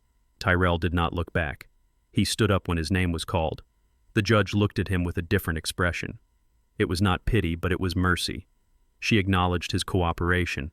She acknowledged that he had been manipulated. But she also acknowledged that he had been a coward who allowed a child to suffer. She sentenced him to 5 years. He would be eligible for parole in 3. Tyrell nodded. He accepted it. As the bailiffs led him away, he stopped near the railing where I was sitting. He looked at Zoe. He did not ask for forgiveness. He knew he had not earned it yet. He simply said, "I am sorry I missed your life." Zoe did not smile, but she nodded back. It was a start. I walked out of that courthouse and took a deep breath of the city air. It tasted different. For 19 years, the air had tasted like secrets and lies. Today, it tasted like cold, clear truth. The weight that had been pressing on my chest for 2 decades was gone. I looked at Zoe. She was looking up at the sky. She was free, and for the first time in a long time, so was I. The next week was the hardest work I have done since I retired. I called a realtor and put the bungalow on the market. That house held 40 years of memories. It was where I kissed Etta for the first time. It was where I raised Tyrell. But it was also where the lie was born. It was where Courtney had stood in my kitchen and plotted to erase a child. The walls had absorbed too much poison. I could not scrub it out. I sold it to a young couple who were expecting their first baby. I saw the way they looked at the nursery, and I knew the house would be happy again, but it was not my home anymore. I took the money from the sale and the restitution money the court seized from Courtney's frozen assets, and I bought a condo in the city. It is on the 20th floor. It has floor-to-ceiling windows that overlook the lake. It is made of steel and glass. It is modern. It is clean. It has no ghosts. The first night we moved in, the place was empty. We sat on the floor eating takeout Chinese food, looking at the lights of Chicago. Zoe asked me if I missed the old house. I told her that a house is just a container. A home is who you are with. We spent the next month making it ours. I watched Zoe come alive. It was like watching a flower bloom in fast motion. We painted the walls together.